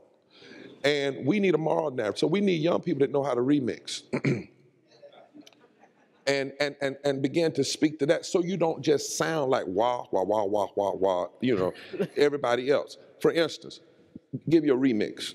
Coretta Scott King was young. And by the way, for the young people in the house, remember that the people who fought, particularly out in the 60s and even in the abolition movement, they were young. You know, King and them weren't 50 years old. I'm really old to be out here. I'm 55, almost 56 years old. They were young. But Coretta Scott King, when she was young, somebody asked her a question. Well, tell us how you feel about violence since your husband was brutally violent. Now, basically, they were trying to bait her into just talking about the violence that occurred with her husband and to make that the issue alone, not what killed him, right? Just, they were trying to isolate it in one person, like a person killed him, rather than a mentality and a system killed him. Coretta remixed it. She said, well, violence is not just somebody assassinating my husband. I paraphrase it. She said, denying people public education is violence. Denying people living wages is violence. Denying people labor rights is violence. See how she's remixing, young folk? She said, denying health care is violence. Denying people's culture is violence. Denying immigrants their rights is violence. And then she said, there's another form of violence, and that is an apathetic attitude that refuses to address these other forms of violence. So we need we need young people who use all of your skills and abilities to tell our truth. And you all who are young, my God, you have so much. I mean, Harriet Tubman got 500 people out of slavery, and she didn't have Twitter. She didn't have email. She didn't have Instagram. She didn't have FaceTime. GPS. She didn't have GPS or cell phone. All she had was moss on the north side of the tree and a North Star in the air and a made-up mind and a faith in God and a 38 on her side that was for nonviolent purposes unless you got out there and you were scared and you decided you were going to go back, and she knew the slave master was going to kill you anyway, but before they killed you, they were going to torture you to make you tell where the Underground Railroads was. So Harriet Tubman would say, now you going to be free, baby. And what she meant was, you either were going to stay with her or she was going to send you on to glory, but you weren't going to go back. But, I mean, we have so much. And if there's anything I'm begging, and I say this last before we ask, you know, the problems we have, when I list 140 million people, we had 140 million people before Trump got in. I know y'all gonna run me out here, but Trump is not really our problem. No. Uh-oh, let me see if I can stand up and say this. See, and that's a danger. Nancy McLean has a book called Democracy and Change that everybody ought to read. And she says every now and then you ought to get away from Trump and see what's really going on. Because every time America has had the potential for people of color and white people, progressive, to come together and poor people, there has always been this regression, deconstruction. It happened in 1877. Rutherford B. Hayes Compromise. It happened with the Dixiecrats and the white Southern strategy. Trump fed to and played to an audience that was been prepared for 50 years. Neil Painter at Princeton says he's the iconography of a too often repeated reality in the American project. Trump is like sneezing. He's the symptom, right? He's not the problem. Because he was enabled. And whatever his mental state is, and I'll leave that to the psychologist, 60-something million people voted for him. What myth will make you vote against your own reality? What myth? The majority of the people that are getting the health care that quote-unquote Obamacare put are white. What myth? So Trump plays to that, and it's not new. It's not like, we have a racist in the White House. Well, when haven't you? I mean, come on. Or at least somebody impacted by racism. I mean, Woodrow Wilson was playing Birth of a Nation in 1914. There were 26 states, Sister Charles, 26 states in America that had engaged in voter suppression in 2010, 6 years before Trump ever ran. We don't know what Russia has done, but we know what voter suppression has done. And yet that's the least underreported story in the media. Yeah, am I making any sense? Trump couldn't do a thing if McConnell and Ryan and Boehner before were not enabling him.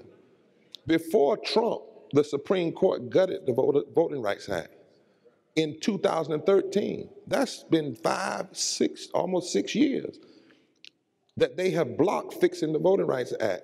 Strom Thurmond blocked the Civil Rights Act of 1957 for one day, and we call him a racist. Ryan and McConnell blocked fixing the Voting Rights Act for over 5 years. We have, and so I'm really bothered when people say this is the era of Trump. No, it isn't. It's your era. It's your time. And he's not the worst thing. I mean, you've forgotten slavery and the Holocaust and Jim Crow. What I think I would say to young people and older people now is it's time to stop crying. And it's time to stop waiting every 2 years for political action. We need movement. You're not going to change America by waiting every 2 years having an election. That is not how the extremists win. They work every day from the bottom up. And we have to have movement that is committed every day. Unified, coming together, working not in our silos, but working in fusion together. Do you know right now, you talk about Trump, and people are blaming this, blaming that. He so-called won Wisconsin. 250,000 votes were suppressed in Wisconsin. He won by 30,000 votes. He won Michigan, and 100,000 black people didn't vote in Detroit. Right now, if you register 30% of the unregistered black voters in the South and connect them with progressive whites and Latinos, you can turn 5 southern states: North Carolina, Florida, Georgia, Mississippi, and Texas, or Alabama and Texas, and probably Mississippi. You can flip those states. Long before Trump, politicians had stopped even talking about poverty, even though they're for it. How can you have 26 presidential debates and not have one debate on poverty or one debate on voting rights when we have less voting rights today than we had in 1965? This is where we have to have movement. And this is what I'm saying to young people and other people. We have an impoverished democracy. We give up 13's former, progressives just give up the South. Do you know when you give up the South, 13 states in the South, from Maryland to Texas, that's 171 electoral votes, which means if you give away those states, and we're not even going to fight, we're not even going to try, if a person can have those 13 states, they only need 99 electoral votes from the other 37 states. We have to have a retooling. And it's almost as though just because somebody's loud and always tweeting and always on TV, you cannot allow them to make you think that you are grasshoppers, as the Bible said in the ancient days of Israel. When 12 spies went into the promised land and 10 came back and said, we can't do it. If that had been the attitude of Dr. King and the civil rights movement, and the women who, for instance, in Selma, worked for 30 years before there was a Selma movement, and in Montgomery, the same thing. If people had looked at injustices based on what it looked like, they never would have tried to change anything. There's a certain space right now that we're in, and I'm very serious about this. There's a scripture in the Bible that says, and Ephraim had everything it needed in the day of battle, but refused to fight. We have to recover our belief in love and justice and righteousness. And we have to stop simply doing electoral politics and build a movement that will impact electoral politics and know that the hope of this nation's transformation is in the 140 million people that are poor and broken. 100 million people did not even vote. Yeah. Because politicians too often are sounding just alike. They talk about the middle class and the wealthy. What we're trying to do is build a movement that will change the narrative. Will change the narrative. Because if we change this narrative and people can hear themselves and hear their issues and get engaged, and not just once every 2 years. Because you know, in 1965, there was no election. You ever thought about that? When we got the Voting Rights Act, there was no election. And the people that voted for the Voting Rights Act eventually, many of them had said they would never do it. Never do it.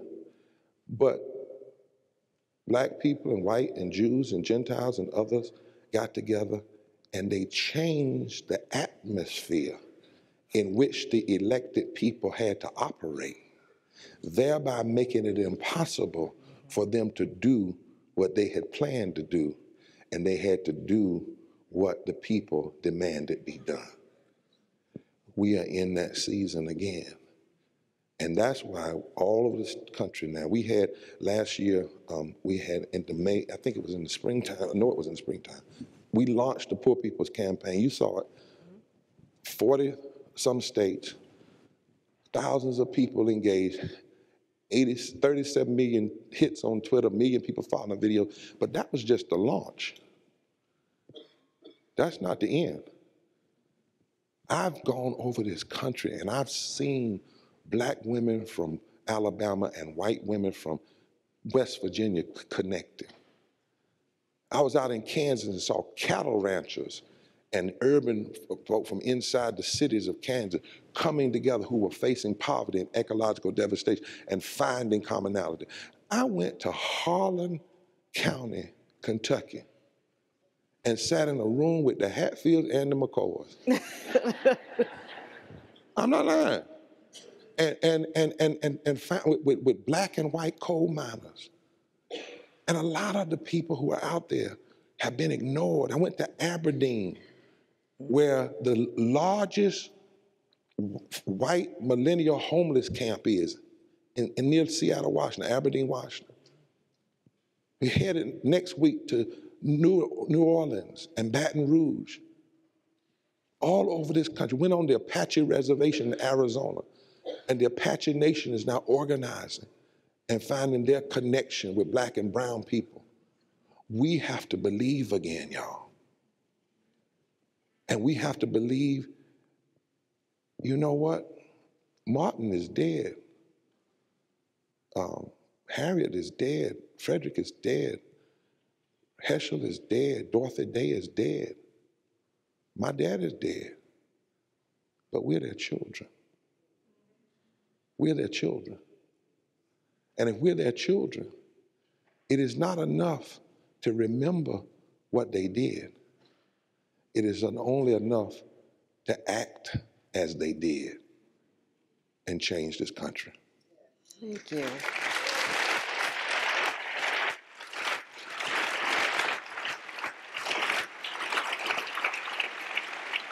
Okay, I should have some strategically placed microphones. I'm sorry, it probably took too much time. Well, we'll do what we can. All right. it was important that we hear you. Thank you. Do we have somebody with a question? Okay, we'll start over here. Yeah, how you doing, bro? You know, I'm talking brother to brother, okay? Talking now, who? I'm hearing you, you know, no disrespect to you. You are a wonderful history teacher, brother. Yep. Don't the brother hand, please. He know his history. He just ain't said no solution. The same old stuff, okay? You ain't said no solutions, bro. Said no what? You ain't said no solutions. You saying the same old stuff. You talking about the problem. You must be crazy if you think the poor, they're going to change the racism against poor people. You must be a nut or crazy. I'm a little nutty. You're going to end up like Dr. King, assassinated and shot. Maybe. Okay? If you think you're going to change the racism against poor people. You gonna let me? Are you gonna let me answer you? Well, that's the situation. I'm hearing you. You ain't saying no solution. Are you gonna let me answer? No, can I say a solution, please? And then I want to hear you. No, let me answer you. No, let me answer you. The solution is colony. Okay. Let me answer you. Let me answer you. First of all, I was following the questions. We have an entire agenda in the Poor People's Campaign. Because you are exactly right, my brother. You cannot merely curse the darkness, you must show to the light. So we have an entire agenda that was put together by poor people, by people impacted, along with economists, along with other folk, people who live it. And in June, we're having a Moral Poor People's Action Congress to present not only that agenda, but a budget.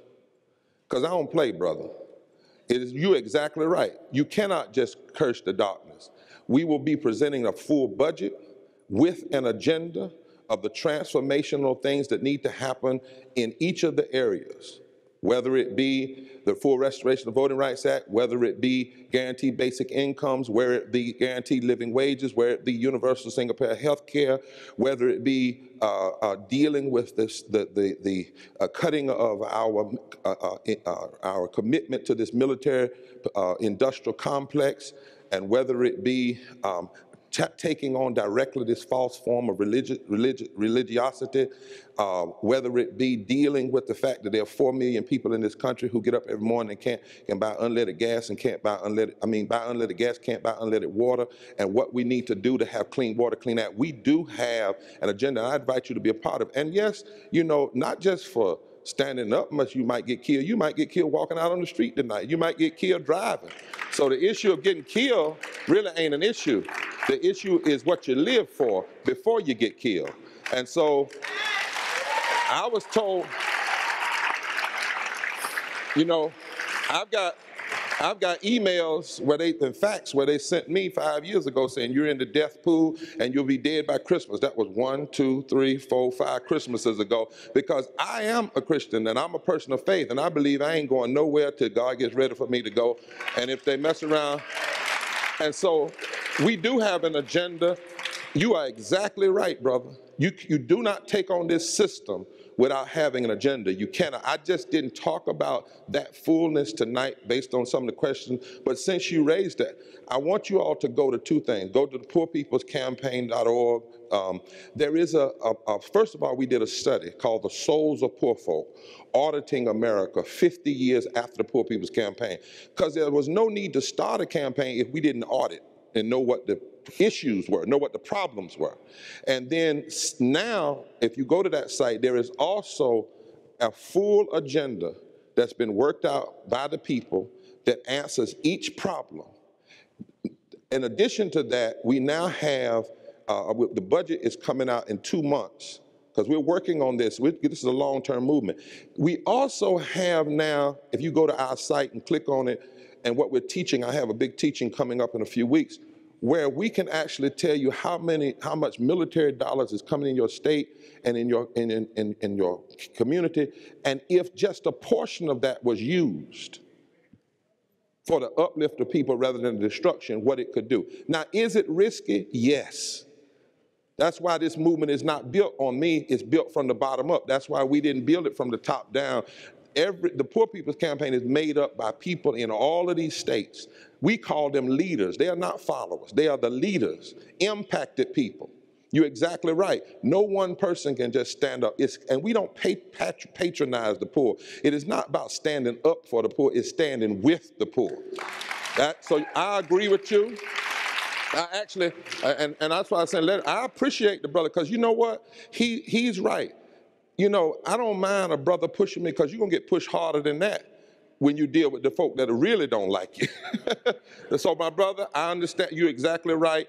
I hope you all will join. I hope some of you all will come to the Congress when we release this full agenda and this budget. And then after that, we're now organizing people for the movement who do vote. We're doing hearings all across the country. We're pulling people together. And in 2020, we're going to have a mass Poor People's Assembly in D.C., thousands and thousands of people right after the primaries, just before the convention. Because what we're saying is by then we'll know who's running, and we're going to put these issues up front. And this stage is not going to be built for me to speak or for people to speak on behalf of the poor, but for impacted people to speak, not only their problems, but the solution. And just before the political convention, to say to both parties, because we're nonpartisan, that you're going to have to address the issues. We cannot continue to have in America a political discourse, and all we talk about are the middle class and the wealthy. And the only time we talk about racism is Charlottesville or some representative saying some ugly words, and we do not deal with the systems of racism that are impacting us every day. We cannot continue to do that. So I thank you, my brother. You're exactly right. Okay, I have a question over here. Yes, sir. Yep, thank you. Reverend Barber, I guess I have two quick questions. On a tactical level, when you are and the movement is going out into poor white communities, you know, I was reading an article, I think it was in the Atlantic, that you and the rabbi, an interview that you guys gave, and you mentioned, I think that you guys were going out to Lancaster and other rural counties in Pennsylvania. You mentioned coal country in the video.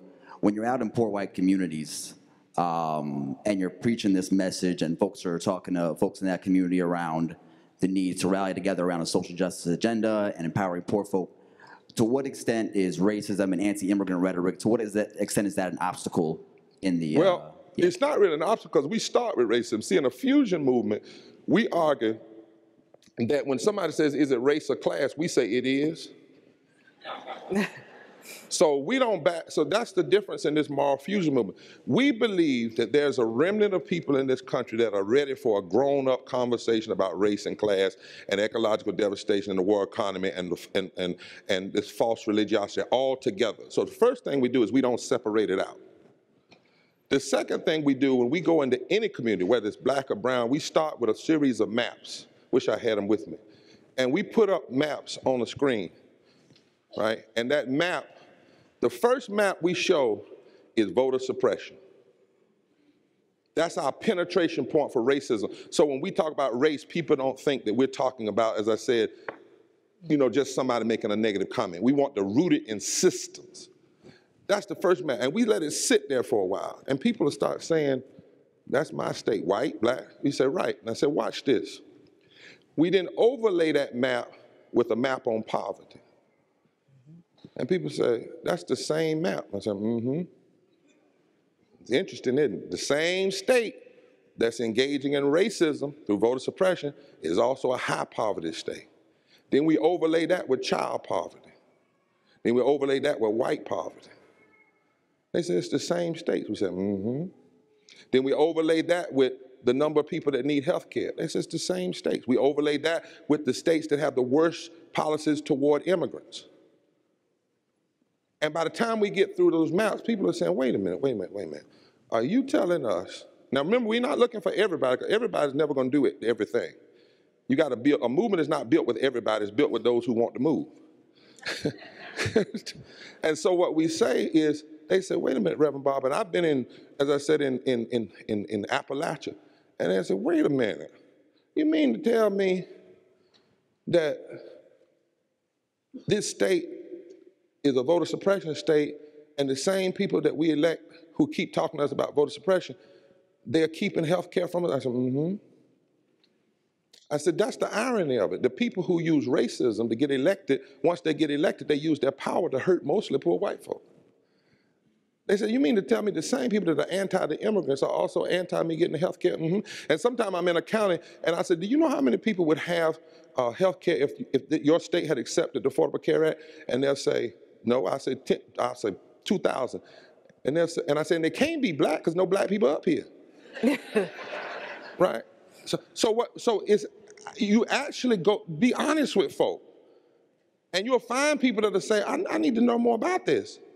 And so then what happens is people begin to see that if all you knew about a state was that it was a state where a number of the politicians engaged in racialized voter suppression, if that's all you knew about that state, you could almost surmise that it's a high poverty, low insured, low wage, and I mean whether it's in the North or the South, because voter suppression is not limited to the South. You see, so and we do that kind of penetrating. We do the second piece we do on race is with immigration. We do a map on immigration, all the states with the bad law, all the politicians, and then we say, now, did you know these same politicians that are anti-immigration, they're also anti-healthcare? Because hate, once it's loose in policy, really knows no bounds, right? Really knows no bounds. We do the same thing with incarceration. We show the penetration point on incarceration, but then we show how the same people that are promoting these high levels of incarceration among poor blacks and poor brown people are also catching up poor white people. See, Dr. King said, he said, sometimes when you get a chance, read that 1965 speech in Montgomery after they got to Montgomery from Selma, where he says, every time there has been the possibility of a black-white coalition among the poor that could effect political change, the Bourbon class, the wealthy class, sows division, right? He said, this is how he described it. He said, when the white man's stomach growls, the Bourbon class will feed him the stale meat of Jim Crow. As a psychological bird to curb his hunger, but really as a methodology to keep him from seeing his alliance. And we have to take on that myth, because it's not a myth. It's like a magic. It causes people to vote against their own self-interest, right? And so we are finding all over the country, brother, that there are some people who are willing to deal seriously with the intersections of race and class and are willing to deal seriously. And guess what? This is the last thing. It's not new. Do you know between 1865 and about 1870 in the South, black and white poor people came together and changed the whole South? People don't talk that history. The civil rights movement wasn't just fought with black people leading it. There was this coalition of people. But what has happened is people want us to be so cynical that we don't believe it can happen. That's why I wish I could get a grudge for. I'm not some naive, person. I'm talking about what we have seen. I'm not coming to you talking some theory. I'm talking about being in El Paso, Texas, with a woman whose husband and children were snatched away from her 16 years ago. And going up to the Border Patrol and telling them her husband is standing over there on that side of the Rio Grande River and her children, and we want to meet them, but they took them away from her. And watch the Border Patrol folk get so teary-eyed that they say, well, can you get to the middle of the river? And we put on garbage bags on our legs, white and black, and we step down into that river, white, black, and brown, mud up to our knees, And we pull through that river, and somehow when we get to the middle of the river, it's a hard place, like God prepared it. And they come from the Mexico side. And we stand in that hard place for 3 minutes because the Border Patrol said, we're only going to give you 3 minutes. And for 3 minutes, she gets to see her husband and her children she hadn't seen for 16 years. And then we walk back to the American side and we come up and she says, I'm in the campaign now.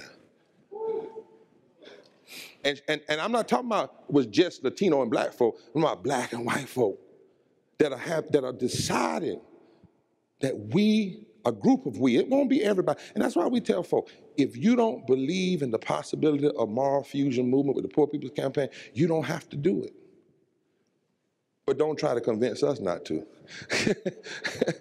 You see what I'm saying? Because we're going to do it, and if it blesses you, it doesn't matter to us. Because we have to lose this mythological impression that even in the civil rights movement, it was kind of like everybody was there. If everybody was there that say they were there, were actually there, there'd have been 3 million people at the March on Washington. The first march in Birmingham started with 50-some people. Some people didn't even come in until 4 girls were blown up in a church. We cannot live in these illusions. It has never been a majority that has made it better for all people. It's always been what the Bible says in Amos chapter 5, a remnant. A remnant of people. A remnant of people. In fact, I'll close on this. There's a scripture. You know, you've heard Dr. King say, let justice roll down like waters, righteousness. That's a favorite scripture in Amos. Any preachers in here? Preachers. Hallelujah. Y'all don't leave a brother hanging now. Right. Well, actually, that same text says extortion is rife. The strangers are being hurt. The poor and the widows are being violated. People have begun to give up on even believing in justice, in truth. And then Amos says, but God says, I need some people who will shut down the factories. This is in the Message Bible. And close down the streets and shut down the stores. I need a remnant who will cry. And I'm not going to move till I see a remnant.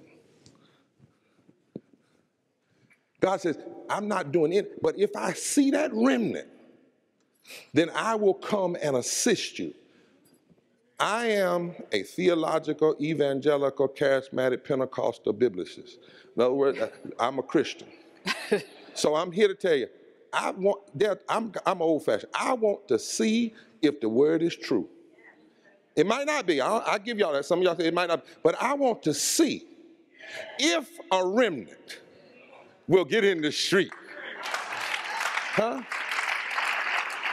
And if a remnant will begin to cry over the condition of the nation, will there be some kind of divine power that will strengthen the people and begin to change the nation? And that's why I'm looking at stuff a whole lot different. You know, Trump just might be a blessing, because I remember when another Pharaoh got hard-hearted. I'm leaving that. I remember when another Pharaoh got hard-hearted. Huh? I remember when Bull Connor got hard-hearted. I remember when George Wallace got hard-hearted. I remember in history when a justice by the name of Taney was forced onto the Supreme Court in the 1850s. And he became the Chief Justice, and he presided over the Dred Scott decision. And when the Dred Scott decision came down and said there's there's no rights that a white man has to honor, that a black man, no rights a black man has no right that a white man has to honor. And 2 months after that decision, Frederick Douglass was asked, was the movement over? And Frederick Douglass said, you know what? That's one way of looking at it. He said, but then there's other ways of looking at it. He said, when I look down through history, every attempt to ally and stop the abolition movement has only served to embolden the movement. That's what he said 2 months after.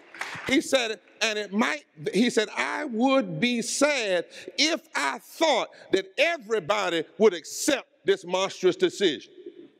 I am convinced that there are yet some people in the world and yet some people in America, and I believe 1 or 2 of you all are here, that are glad that you're still alive and you're not going to accept injustice.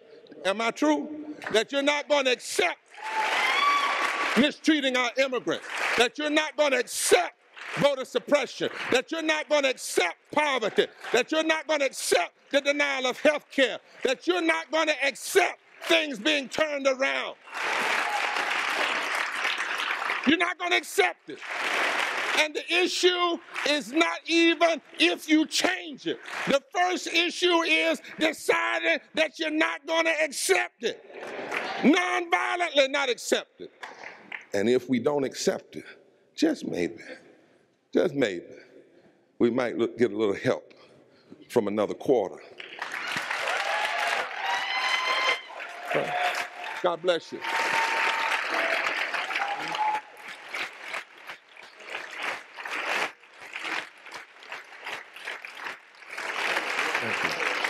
Where are you from originally? California. Yeah.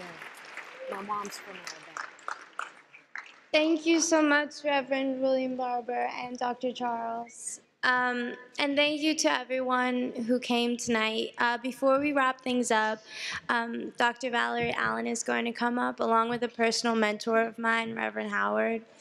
Again, thank you all for coming, and God bless.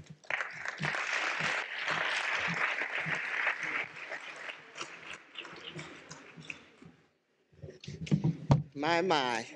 I know we're trying to get out of here, but you have to help me just thank Reverend Barber one more time.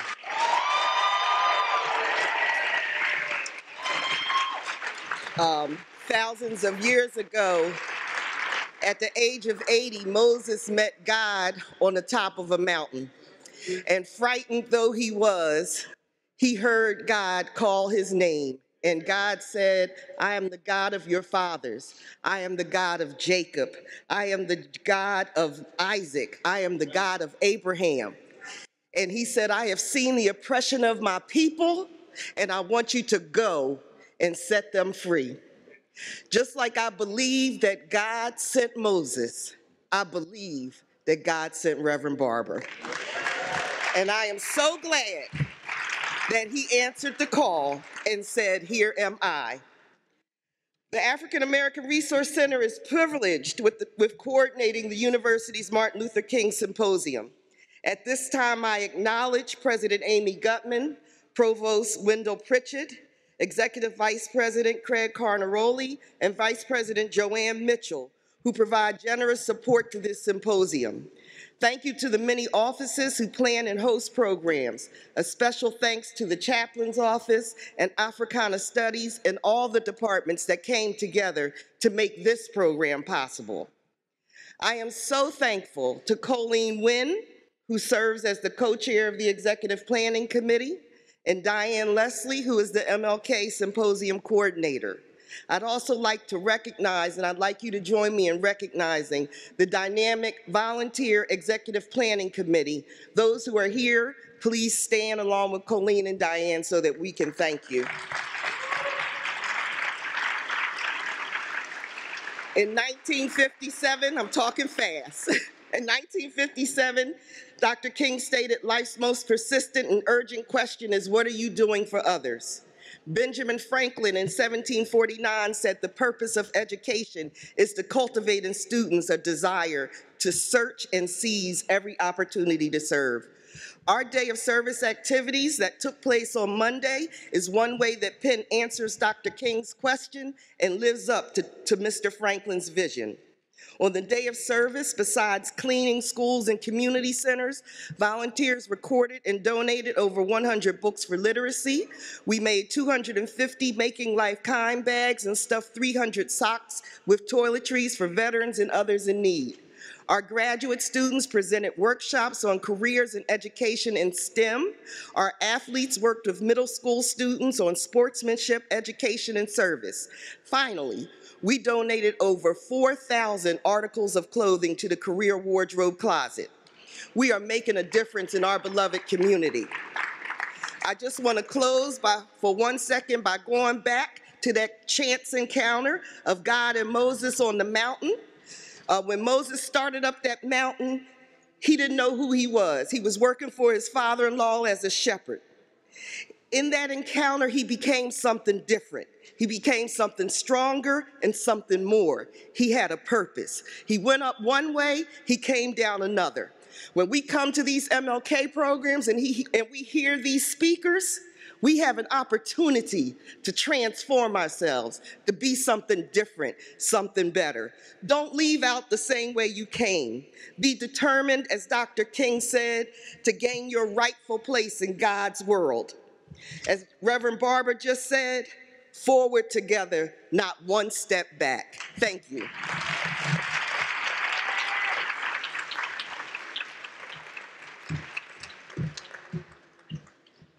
I am full. I won't hold anybody any longer. It has been a wonderful, amazing night. There are only a few of us left here.